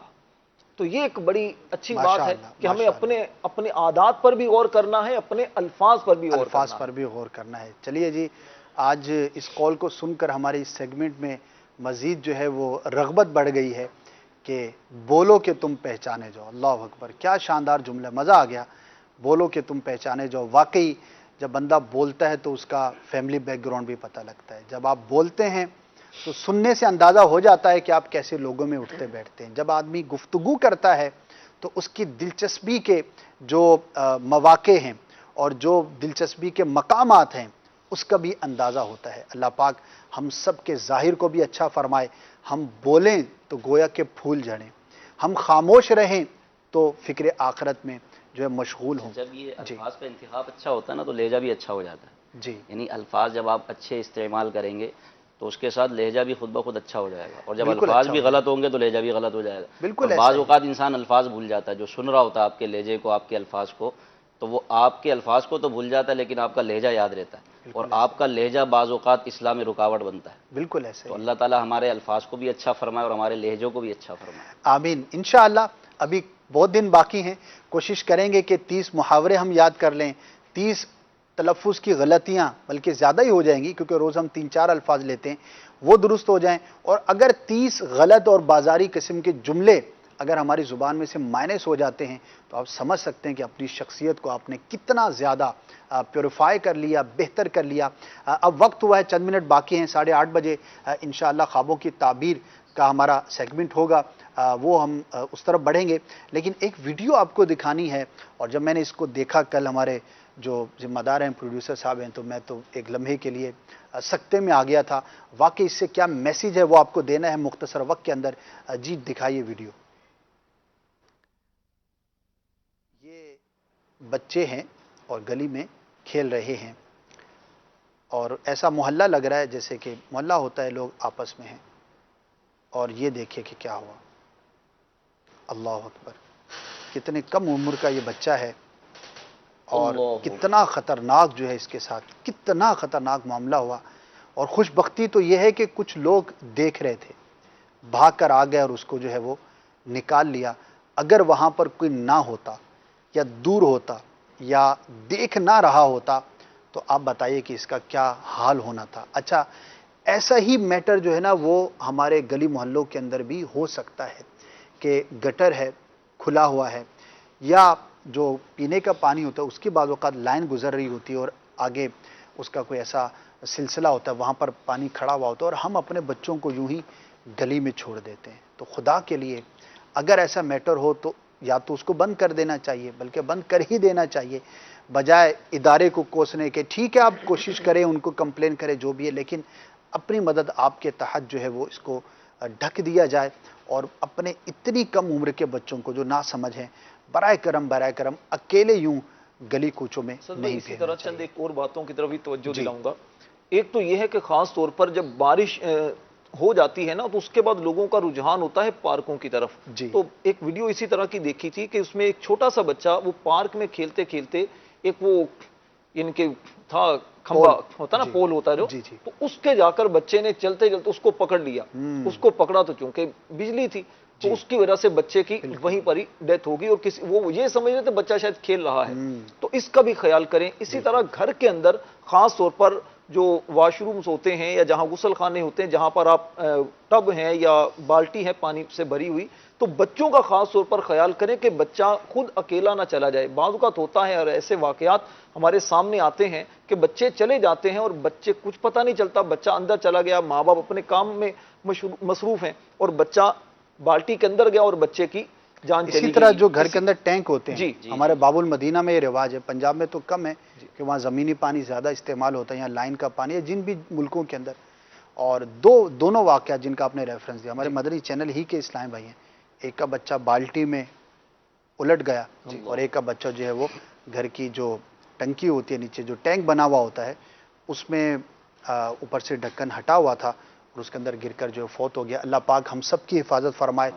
یہ آپ کو دکھانے کا مقصد یہ ہے کہ ہم مزید جو ہے وہ کیئرنگ ہو جائیں اور اپنے بچوں کا مزید خیال رکھنے میں کامیاب ہو سکیں. انشاءاللہ ہم روزانہ کوشش کریں گے کہ اصلاح کی نیت سے کوئی نہ کوئی ایسی ویڈیو آپ کو دکھائیں تاکہ اگر ہمارے ہاں کچھ ایسی کوتاہی کا معاملہ ہو تو ہم اس کو درست کرنے میں کامیاب ہو سکیں. باتیں بہت ساری ہیں، سارے مبلغ ہیں ماشاءاللہ اور تیاری بھی کر کے تشریف لائے ہیں، لیکن ہمارے وقت کو جو ہے وہ بتایا گیا ہے کہ ختم ہو گیا ہے. انشاءاللہ مزید جو ہے وہ اگلے سلسلوں میں بھی حاضری ہوتی رہے گی اور آپ سے گفتگو کا سلسلہ جاری رہے گا. اللہ پاک مجھے بھی یہ سعادت عطا فرمائے، ہم سب کو یہ سعادت عطا فرمائے کہ ہم اپنی خود احتسابی کریں، فکر مدینہ کریں اور اللہ پاک کی رحمت سے ہم اپنے آپ کو بہتر کرنے میں کامیاب ہو سکیں. جزاکم اللہ خیرہ. اب بڑھتے ہیں ہم اگلے سیگمنٹ کی جانب جس کا تعلق جو ہے وہ آپ کی خوابوں کی تعبیر پر مشتمل کالز کے ساتھ ہے. ہر جمعرات کو انشاءاللہ 8:30 سے 9 ہم آپ کی کالز اس حوالے سے لیا کریں گے اور پیر کے دن بھی ہفتے میں 2 دن ہیں ہمارے خوابوں کی تعبیر کے حوالے سے انشاءاللہ ہم شامل کیا کریں گے. جزاکم اللہ خیرہ. بڑھتے ہیں نیکسٹ سیگمنٹ کی جانب. خوشبوئے رمضان، خوشبوئے رمضان، خوشبوئے رمضان،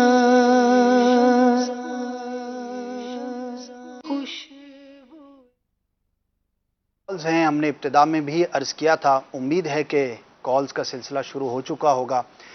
کچھ کالز لیتے ہیں اور پھر آپ کو ایک مدنی گلدستہ بھی دکھائیں گے انشاءاللہ عز و جل کہ خواب کے اندر مختلف چیزوں کو دیکھنا کیسا. کچھ جانور، کچھ جو ہے وہ سبزیاں، کچھ مزید چیزیں جو ہے وہ بھی انشاءاللہ ہم شامل کریں گے، لیکن وہ کچھ دیر کے بعد کریں گے. کچھ کالز کو جو ہے وہ سلسلے میں شامل کرتے ہیں. پیرسلم بھائی یہ عرضی کرنی تھی، یہ جواب ارشاد فرمائیے گا کہ اگر کوئی بندہ اپنے والد صاحب جن کی ڈیتھ ہو چکی ہے ان کو خواب میں دیکھے، کوئی کام کرنے کا کہیں اور بندہ ان کو منع کر دے، آگے سے وہ اپنے اس بچے کو مارے، تو والد کا خواب میں مارنا فوت شدہ والد کا، اس کے حوالے سے کچھ تھوڑی رہنمائی فرما دے کہ اس کا کیا مطلب ہو سکتا ہے. سب سے پہلے تو یہ عرض کروں گا کہ اگر کسی کام کے کرنے کا والد صاحب نے کہا ہے یا والدہ ہیں یا کسی نے بھی خواب میں آ کر کہا ہے تو اس پر عمل کرنے یا نہ کرنے کے حوالے سے ہم یہ غور کریں گے کہ شریعت مطہرہ نے اس کام کے بارے میں کیا حکم ارشاد فرمایا. اگر واقعی وہ جائز کام ہے، اس کے اندر کوئی ثواب ہے یا کوئی بھی نفع ہے تو اس کو کرنے میں حرج نہیں ہے. اور اگر وہ کام ایسا ہے کہ جس کو کرنے سے ہمیں منع کیا گیا ہے تو پھر اس کو بہرحال ہم نہیں کریں گے. خواہ کہنے والا خواب کے اندر کوئی بھی ہو، بعض اوقات شیطان بھی کسی بزرگ کی شکل میں بھی آ سکتا ہے کسی کے پیر صاحب کی شکل میں بھی آ سکتا ہے، باپ کی شکل میں بھی آ سکتا ہے، اور آ کر کوئی خلاف شریعت بات کہہ سکتا ہے۔ تو چونکہ یہ ممکن ہے، اس لیے ہمیں یہ حکم دیا گیا ہے کہ ایسے احکامات کو ہم شریعت مطہرہ کے مطابق غور کریں گے۔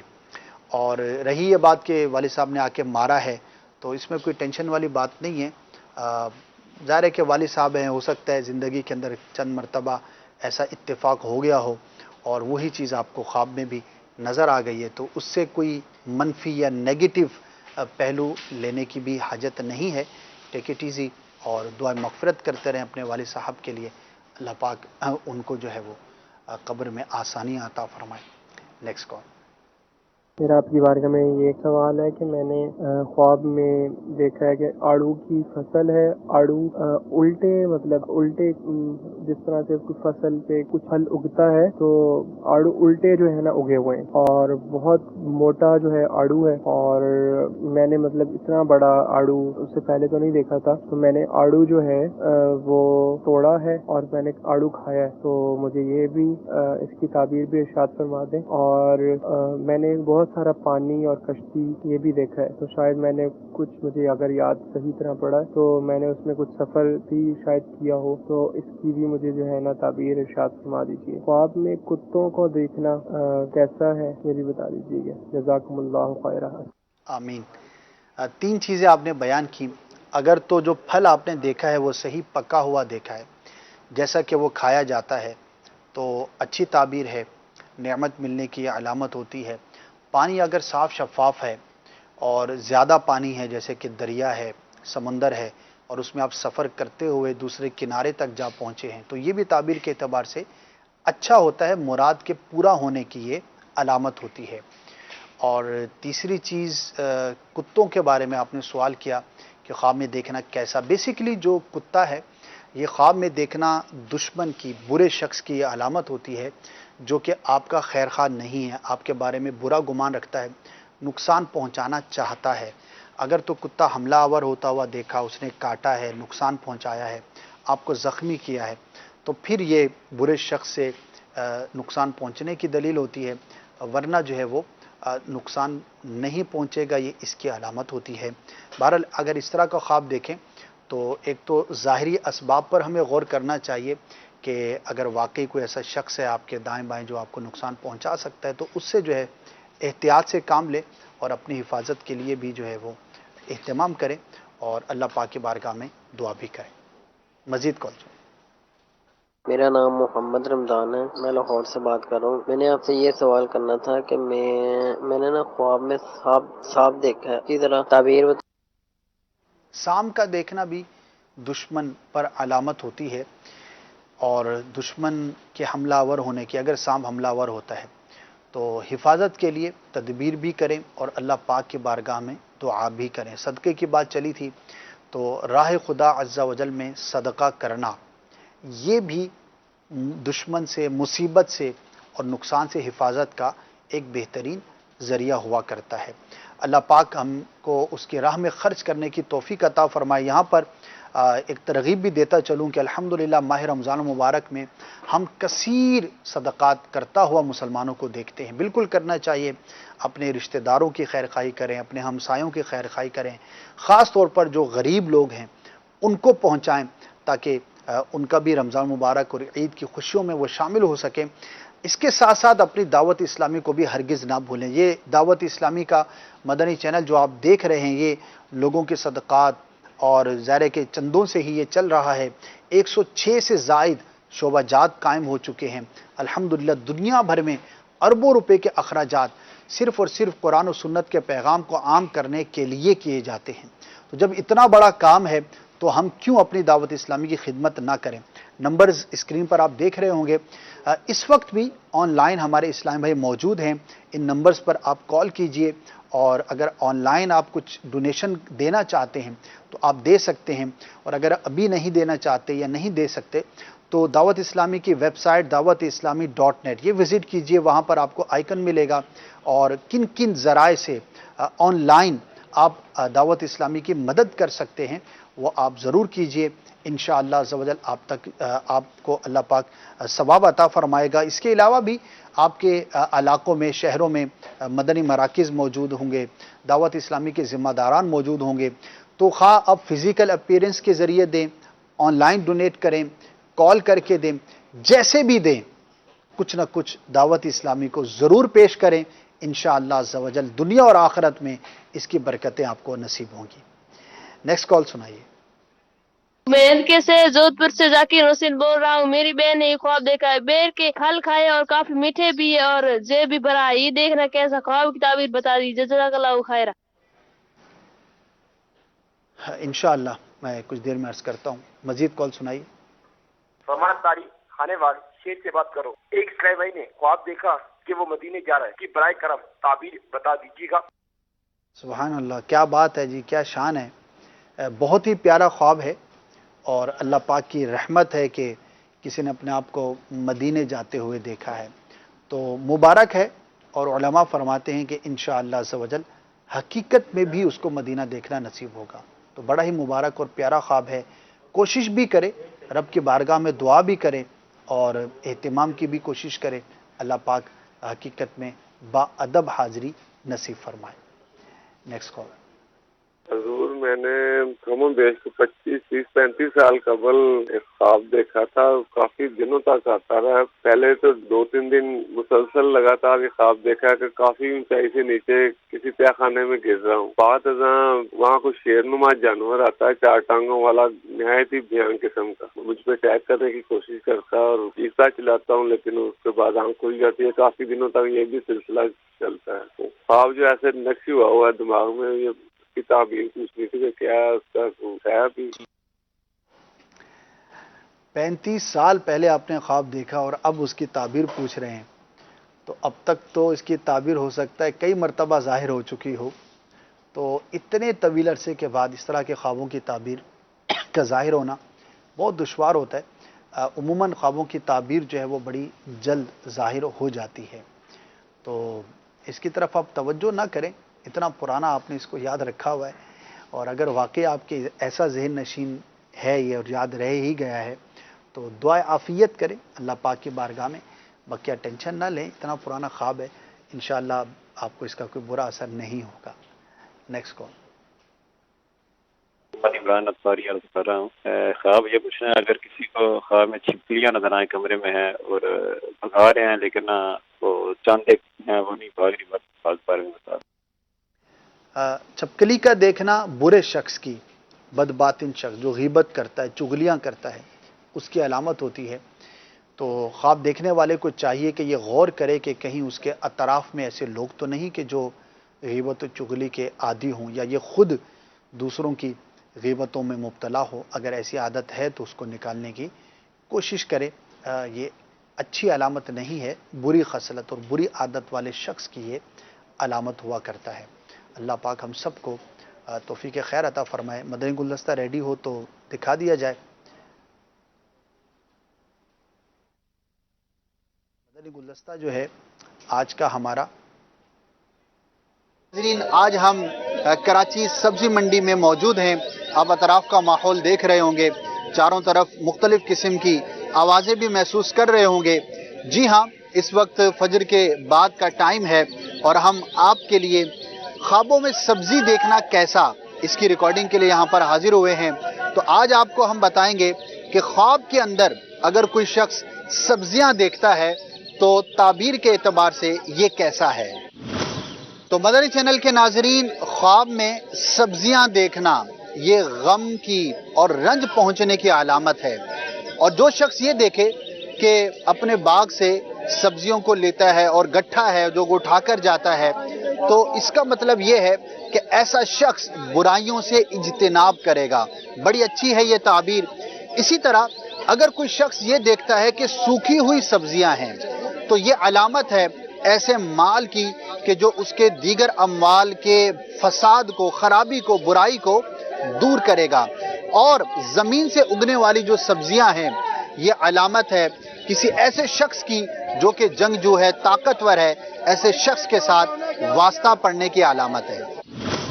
मजीद अर्ज करता चलूं कि बाज़ मुअब्बिरीन के नज़दीक सब्जियों का देखना अच्छा है, लेकिन बाज़ों के नज़दीक अच्छा नहीं बल्कि बुरा है। बाज़ों ने कहा कि सब्जियों का देखना औलाद, माल और तिजारत पर दलील है, लेकिन ये भी सुनते चलिए कि अगर तिजारत पर दलील हो तो वो शख्स कमज़ोर तिजारत करेगा, यानी कि बहुत ज़्यादा नफ़ा बख्श तिजारत नहीं कर पाएगा। इसी तरह से अगर मर्दों पर दलील ली जाए तो मर्दों के लश्कर से इसकी ताबीर की जाएगी, और अगर ये देखे कि मन और सलवा देकर लहसुन, प्याज और दीगर सब्जियां लेता है तो वो शख्स जिल्लत और रुसवाई का सामना करेगा। तो ऐसा ख्वाब देखने वाले को चाहिए कि अल्लाह पाक की बारगाह में आफियत की और ज़वाले नेमत से बचने की दुआ करे कि वह तो इज़्ज़ु मन तशा व तो ज़िल्लु मन तशा। वैसे तो सब कुछ अल्लाह के हाथ में है, लेकिन बिलखुसूस इज़्ज़त और ज़िल्लत अल्लाह पाक ने इस आयत के अंदर बयान फरमाया। सब्जियों से मुतालिक ख्वाबों की ताबीरें मजीद भी सुनने की सादत हासिल करते हैं। सब्जियों की एक ताबीर ये भी की गई है कि अगर कोई शख्स ये देखे कि वो सब्जियों के बदले में रोटी लेता है, यानी कि सब्जियां देता है और उसके अगेंस्ट में रोटी लेता है, तो ये गम से और जिल्लत से छुटकारा पाने और नेमत मिलने की अलामत है। इसी तरह सब्जियां मुख्तलिफ किस्म की हो सकती हैं। अगर कोई शख्स देखता है कि वो पकी हुई सब्जियां हासिल करता है या खाता है, उबली हुई सब्जियां हैं, तो ये मुराद के पूरा होने की, नफ़ा मिलने की, इज्जत मिलने की और मुश्किल से छुटकारा हासिल होने की अलामत है। यूं ही अगर कोई देखता है कि उबली हुई सब्जियां हैं या पकी हुई सब्जियां हैं और वो हासिल करता है, तो ये नेमत मिलने की, रंजो मुसीबत से आज़ाद होने की और हर तरह का नफ़ा मिलने की अलामत है। साग मुख्तलिफ किस्म का होता है। खरफा का साग अगर कोई शख्स देखे ख्वाब के अंदर, तो ये मुराद के पूरा ना होने की अलामत है, यानी कि ऐसी तमन्ना है जो उसकी पूरी ना होगी। तो अगर किसी ने ये ख्वाब देखा और कोई जायज़ तमन्ना है तो रब की बारगाह में दुआ करे और कसरत के साथ सदका करे, इंशाअल्लाह अज़्ज़वजल जायज़ मुराद ज़रूर पूरी होगी। सब्जी मुख्तलिफ तरह से ख्वाबों के अंदर देखी जा सकती है। अगर कोई शख्स देखता है कि उसको नापसंदीदा सब्जी प्याले में पेश की गई है, तो ये ताबीर के एतबार से अच्छा नहीं। इसका मतलब ये है कि वो दोस्त और किसी करीबी की तरफ से दुश्मनी और अदावत का सामना करेगा। लेकिन अगर सब्जी का जायका मीठा है तो ये नफ़ा मिलने की और दोस्त और कराबतदार से कोई अच्छी बात पहुंचने की दलील है। और अलबत्ता अगर सब्जी का जायका खट्टा है तो इसका मतलब यह है कि ख्वाब देखने वाले को शर्मिंदगी और नदामत का सामना करना पड़ेगा। सब्जी की बात और सब्जी बेचने वाले की बात ना हो तो बात मुकम्मल नहीं होती। जी हाँ, सब्जी फरोश को ख्वाब में देखना अमानतदार शख्स की अलामत है, जिसके पास लोग अपनी अमानतें रखवाते हैं। और आपने देखा होगा कि जैसे सब्जी फरोश होता है तो उसके पास बोरे होते हैं जिसके अंदर वो सब्जियों को, चीज़ों को रखता है। अगर उसके बोरों के अंदर खुश्क हल वगैरह देखे हैं तो इसका मतलब यह है कि लोग उसके पास अपनी अमानतें रखवाते हैं। और अगर इसमें से कुछ चीज़ जाहिर हो जाए, यानी कि बोरा था उसमें से कोई चीज़ निकल कर सामने आ गई, तो ये एक ऐसी बात है कि जो राज की बात थी लेकिन वो जाहिर कर दी गई। तो अलबत्ता सब्जी फरोश का देखना एक अच्छी ताबीर है और सब्जी फरोश का देखना अमानतदार शख्स की अलामत है। ख्वाबों की ताबीर के मुख्तलिफ मौज़ूआत से मुतालिक मज़ीद मदनी गुलदस्ते देखने के लिए इस लिंक को विज़िट कीजिए madani.co/ख्वाब। जी, कुछ अरसा पहले हमने रिकॉर्ड किया था और आपके लिए दोबारा इसको हमने ऑन एयर किया है। हम कोशिश करते हैं कि व्यूवर्स की दिलचस्पी के लिए और मालूमात के लिए मुख्तलिफ मौज़ूआत पर, मुख्तलिफ मकामात पर कभी जा पाते हैं, कभी नहीं भी जा पाते, लेकिन कोशिश होती है कि बनाया जाए और आप तक इसको पहुंचाया जाए। अल्लाह पाक हम सब के ख्वाबों को भी बेहतर फरमाए। बढ़ते हैं आपकी मज़ीद कॉल्स की जानिब। सर, मैं वली मोहम्मद गुतारो बात कर रहा हूँ सांगर से। मेरा ख्वाब ये है कि दांत गिरते हैं सारे। मेरे ख्वाब में मैंने देखा है कि मेरे सारे दांत गिर गए हैं। दांतों का गिर जाना, झड़ जाना, टूटकर गिर जाना, ये अच्छा नहीं होता। किसी करीबी अजीज रिश्तेदार को नुकसान पहुंचने की अलामत होती है। बाज़ औक़ात किसी रिश्तेदार की मौत की भी ये अलामत होती है। तो बहरहाल दुआ करनी चाहिए اور خاص طور پر اگر کوئی رشتہ دار مریض ہے یا ایسا تکلیف میں ہے، آزمائش میں ہے، تو اس کے لیے بالخصوص دعا کریں، لیکن اس کو بیان نہ کریں کہ اس طرح کا خواب دیکھا اور اس کی یہ تعبیر ہے، میں تمہارے لیے دعا کرتا ہوں، تو وہ بیچارہ ویسے ہی پریشان ہو جائے گا۔ تو دعا کر دیں، پیٹھ پیچھے دعا کرنے کی ایک اپنی فضیلت اور برکت ہوا کرتی ہے۔ اللہ پاک رحم فرمائے اور کرم فرمائے۔ نیکسٹ کال سنائیں۔ میں محمد ارسلان اتاری ساہیوال سے بات کر رہا ہوں۔ مجھے یہ معلوم کرنا تھا کہ کسی شخص کو خواب میں پہلے مرتے دیکھنا اور پھر وہ زندہ ہو جائے خواب میں ہی، تو یہ تعبیر کے حوالے سے کیسا ہے؟ جواب ملے جلے حالات پر یہ دلیل ہے، جس کے بارے میں آپ نے دیکھا ہے تو کبھی تو وہ آسائش میں ہوگا، آسانی میں ہوگا، اور کبھی آزمائش میں ہوگا، تو اس کے حالات کے بدلنے سے اس کی تعبیر کی جائے گی۔ اور اگر جس مسلمان کے بارے میں آپ نے دیکھا ہے تو اس کے لیے دعا کر دیجیے تاکہ اللہ پاک اس کے حالات کو بہتر ہی فرمائے۔ مزید کو میں ریاض اتاری بات کر رہا ہوں۔ میں نے آج رات خواب دیکھا کہ میں خود شہد میں نے بھی پیا اور میرے بچوں نے بھی پیا۔ شہد پیا، ماشاء اللہ، بہت ہی مبارک ہوتا ہے۔ شہد کی تعبیر ایمان سے کی جاتی ہے، علم سے کی جاتی ہے، تو جو دیکھتا ہے کہ وہ شہد حاصل کرتا ہے اور اس کو خاص طور پر اگر پیتا ہے تو اس کے علم میں اللہ پاک اضافہ فرمائے گا اور اس کے ایمان کو تقویت نصیب ہوگی۔ تو بہت ہی مبارک خواب ہے۔ ایک مرتبہ پیارے آقا صلی اللہ تعالی علیہ وآلہ وسلم کی بارگاہ میں مختلف صحابہ کرام حاضر تھے، تو ایک شخص آیا اور اس نے اپنا خواب بیان کیا کہ آسمان سے شہد گرتا ہے اور لوگ اس میں سے لیتے ہیں۔ تو سیدنا صدیق اکبر رضی اللہ تعالیٰ عنہ بھی حاضر خدمت تھے، تو عرض کیا یا رسول اللہ صلی اللہ علیہ وسلم، اگر آپ اجازت مرحمت فرمائیں تو کیا میں اس کی تعبیر عرض کروں؟ تو آپ صلی اللہ علیہ وسلم نے اجازت دی، تو آپ نے اس کی تعبیر ایمان سے کی کہ لوگ جو ہے وہ اپنے شہد حاصل کرنے کی مقدار کے مطابق ایمان سے حصہ پائیں گے، ان کی تقویت میں جو ہے وہ اضافہ ہوگا۔ تو پیارے آقا صلی اللہ تعالی علیہ وسلم نے اس کی تصدیق فرمائی کہ اے ابو بکر، تم نے صحیح اس کی تعبیر بیان کی ہے، تو اچھا ہے، مبارک ہے۔ شہد ویسے ہی شفا کی علامت ہے، تو اللہ پاک آپ کو، آپ کے اہل خانہ کو ایمان میں مزید ترقیاں عطا فرمائے اور ہم سب کے ایمان کو مزید وسعتیں اور برکتیں نصیب فرمائے۔ مزید کال سنائیں۔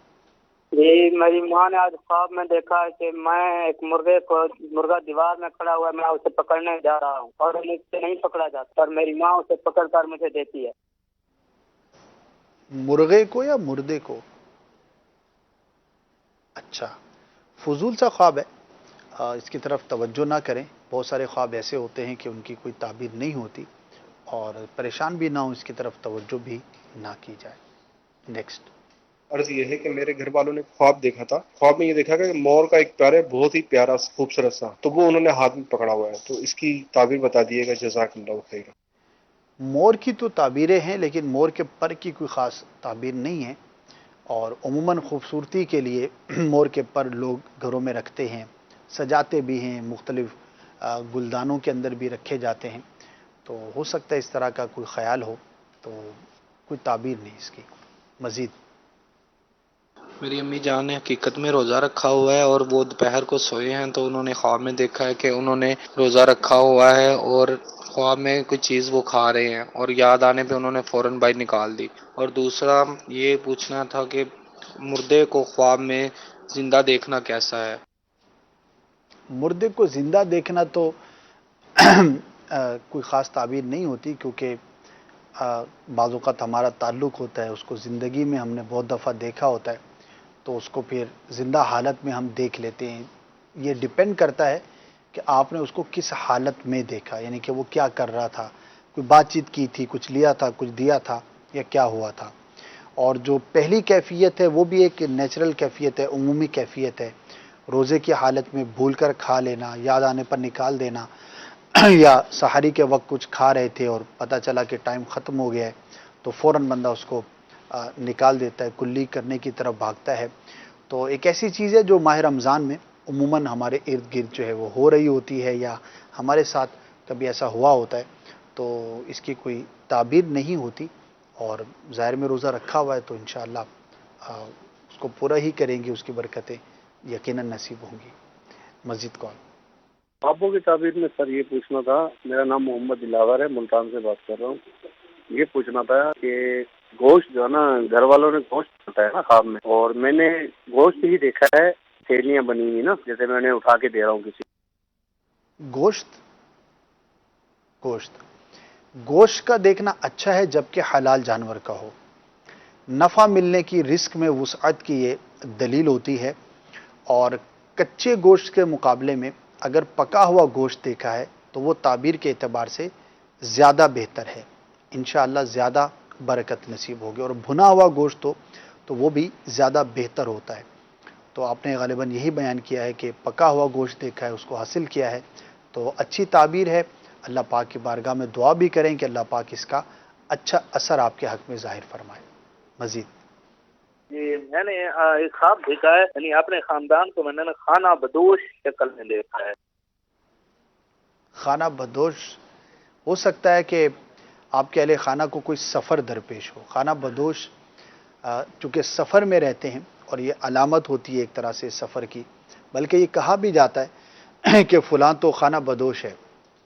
हकीकत में ना भी हो तो जो बहुत ज़्यादा सफ़र करता हो तो उसके बारे में भी ये लफ्ज़ इस्तेमाल किया जाता है। तो हो सकता है किसी सफ़र का आपका इरादा था तो तैयार हो जाइए, वो जल्द दरपेश होगा। और अगर नहीं था तो कोई सफ़र आपको दरपेश होगा। तो दुआ ये करनी चाहिए कि अल्लाह पाक हमारा जो भी हम सफ़र करें उसको मुबारक फ़रमाए, अच्छी नीयत से हो, अच्छे कॉज़ के लिए हो। तो इंशाअल्लाह अज़्ज़ व जल सफ़र भी हमारे लिए ज़रिए नजात हो सकता है। वैसे भी सफ़र को वसीला ज़फ़र करार दिया गया, यानी कि बेसिकली सफ़र करना ये बहुत सारी बरकतों का मूजिब हुआ करता है। मज़ीद कौन। सर मैंने एक ख्वाब देखा था, ख्वाब में बहुत ज्यादा पानी देखा। मैंने देखा रास्ता बिल्कुल नहीं था, पानी बहुत ज्यादा था, रास्ता बंद हो गया था, निकलने कोई रास्ता नहीं मिल रहा था। फिर एकदम में पानी खत्म हो गया था सर। इंशाअल्लाह अगर आपके किसी काम में रुकावट है तो वो दूर होगी, अच्छी फ़ाल है। और बाज़ औक़ात हम कोई काम कर रहे होते हैं या किसी काम का इरादा होता है, शुरू करने का नीयत कर रहे होते हैं, लेकिन वो हो नहीं पा रहा होता। लिहाजा चाहिए कि कोशिश भी जारी रखें, लेकिन अच्छा असर है इंशाअल्लाह अज़्ज़ व जल। इसकी वजह से आपको कोई रुकावट है तो अल्लाह पाक की रहमत से दूर होगी। मज़ीद खुर्रम रज़ा तारी अर्ज़ कर रहा हूँ, ये बता दीजिए कि ख्वाब के अंदर ट्रेन का देखना ये कैसा है, और सिक्के जो 1-2 रुपए के होते हैं इनको वैसे देखना, और पानी इतना साफ शफाफ हो कि पानी के अंदर साफ ये सिक्के नज़र आ रहे हों, काफ़ी मिकदार में इकट्ठे पड़े हों। देखिए, सिक्कों का देखना तो अच्छा नहीं होता, साफ शफाफ पानी की ताबीर बेहतर है। अच्छी खबर मिलने की ये अलामत होती है। और ट्रेन जो है वो ये सफ़र की अलामत है। पहले के ज़माने में लोग घोड़े ख्वाब में देखा करते थे, खच्चर देखा करते थे, ऊँट देखा करते थे। तो ये माल बर्दारी और सफ़र के लिए इस्तेमाल किए जाते थे, सवारी के लिए इस्तेमाल किए जाते थे। आजकल ट्रेन देखते हैं, हवाई जहाज़ देखते हैं, कारें देखते हैं। तो हो सकता है किसी सफ़र का इरादा था तो आपको जल्द दरपेश होगा। तो दुआ भी करें कि अल्लाह पाक अच्छा और मुबारक सफ़र अता फ़रमाए और किसी बुरी नीयत से सफ़र से हम सबकी हिफाजत फरमाए। Next call. मैंने आज ना अपने ख्वाब में गाड़ी देखी तो मुझे ऐसा लगा कि ये मेरी अपनी गाड़ी है, तो मैं अपने तमाम रिश्तेदारों को दिखाऊंगा कि ये देखो मेरी गाड़ी, ये वो। तो इसकी तबीर क्या है मुझे इतना बता दें, आपकी बहुत मेहरबानी होगी। अच्छी उम्मीद रखें, ख्वाब में गाड़ी देखी है तो अल्लाह पाक हकीकत में भी अता फ़रमाए। अगर जो है वो आपके पास गाड़ी नहीं है, क्योंकि अच्छी सवारी भी अल्लाह पाक की नेमतों में से एक बड़ी नेमत है। तो हो सकता है आप गाड़ी ख़रीदना चाहते हो, हासिल करना चाहते हो, कोई गुफ्तगू वगैरह का सिलसिला जारी हो, पैसे जमा कर रहे होते हैं लोग, तो वही चीज़ आपको ख्वाब के अंदर नज़र आई है। तो एक आम रूटीन की चीज़ है, अलबत्ता अच्छी इससे हम फ़ाल लेनी चाहिए कि अच्छी उम्मीद रखें, अल्लाह पाक आपको इस नेमत से भी माला माल फरमाए। मज़ीद कल रात मुझे ख्वाब आया था हजरत, उसमें मैं देखता हूँ कि मैं अपने आप को जो है ना गंजा देखता हूँ मैं। हाँ, तो जो है ना मेरे सर पे जो है ना बाल नहीं है, तो इस तरह ख्वाब आया है। और दूसरा ख्वाब ये है कि कुछ दिन पहले मुझे ख्वाब आया था कि मेरे पैर से जो है ना कीड़े निकल रहे हैं। पैर से कीड़े निकल रहे हैं। दुआ करें अल्लाह पाक आजमाइश से महफूज रखे, کسی آزمائش کا سامنا، کسی مصیبت کا سامنا کرنا پڑ سکتا ہے، تو اللہ پاک کی بارگاہ میں دعا کریں. بہتر یہ ہوگا کہ کچھ صدقہ کر دیں، اللہ پاک کی راہ میں کچھ خرچ کر لیں کسی بھی شکل میں، کسی بھی فارم میں، تو انشاءاللہ عز و جل نقصان سے محفوظ رہیں گے. Next call. میری والدہ نے نا خواب میں خون دیکھا ہے، زمین پر نا صاف کر رہی ہے. زمین کو صاف کر رہی ہیں؟ اچھا، خون صاف کر رہی ہیں. خون کا دیکھنا ظلم کی علامت ہوتی ہے، کسی نقصان کی علامت ہوتی ہے، لیکن اس کو صاف کرنا گویا کہ اس سے چھٹکارا پانا ہے، تو اللہ پاک انشاءاللہ کسی نقصان سے محفوظ فرمائے گا. کسی تکلیف میں تھی، کسی مصیبت میں تھی، تو انشاءاللہ عز و جل اس سے چھٹکارا نصیب ہوگا. دعا کرتے ہیں کہ اللہ پاک جنہوں نے بھی اپنے خواب بیان کیے ان کے نتائج کو، ان کے ریزلٹس کو ان کے حق میں بہتر فرمائے. اور ماہ رمضان المبارک کا یہ پیارا پیارا مہینہ ہے، اللہ پاک ہم سب کو اس ماہ مبارک کو نیکیوں میں گزارنے کی توفیق عطا فرمائے. ایک اعلان بھی ہے، وہ بھی عرض کرتا چلوں آخر میں، کہ دعوت اسلامی کا ہفتہ وار سنتوں بھرا اجتماع جو کہ ہر جمعرات کو ہوا کرتا ہے، لیکن ماہ رمضان المبارک میں انشاءاللہ عز و جل یہ جمعہ کو عصر کے بعد ہوا کرے گا. تو آج اجتماع نہیں ہوگا، پاکستان کی بات کر رہے ہیں. پاکستان میں جو جمعہ کا دن ہے، یعنی کہ کل عصر کی نماز کے بعد ہفتہ وار سنتوں بھرا اجتماع ہوگا. اس میں شرکت بھی فرمائیے، انشاءاللہ عز و جل اس کی برکتیں حاصل ہوں گی. آپ سے اجازت چاہتے ہیں، کل دوبارہ انشاءاللہ سلسلہ خوشبوئے رمضان لے کر دوبارہ حاضر ہوں گے. مدنی چینل دیکھتے رہیے، اس کی برکتیں حاصل کرتے رہیے. صلو علی الحبیب صلی اللہ تعالی علی محمد صلی اللہ تعالی علیہ وآلہ وسلم. دل کو مہکاتی خوشبوئے رمضان، دل کو مہکاتی خوشبوئے رمضان. صلو علی الحبیب صلی اللہ تعالی علی محمد. فرمان مصطفیٰ صلی اللہ تعالی علیہ وآلہ وسلم، نیت المؤمن خیر من عملی.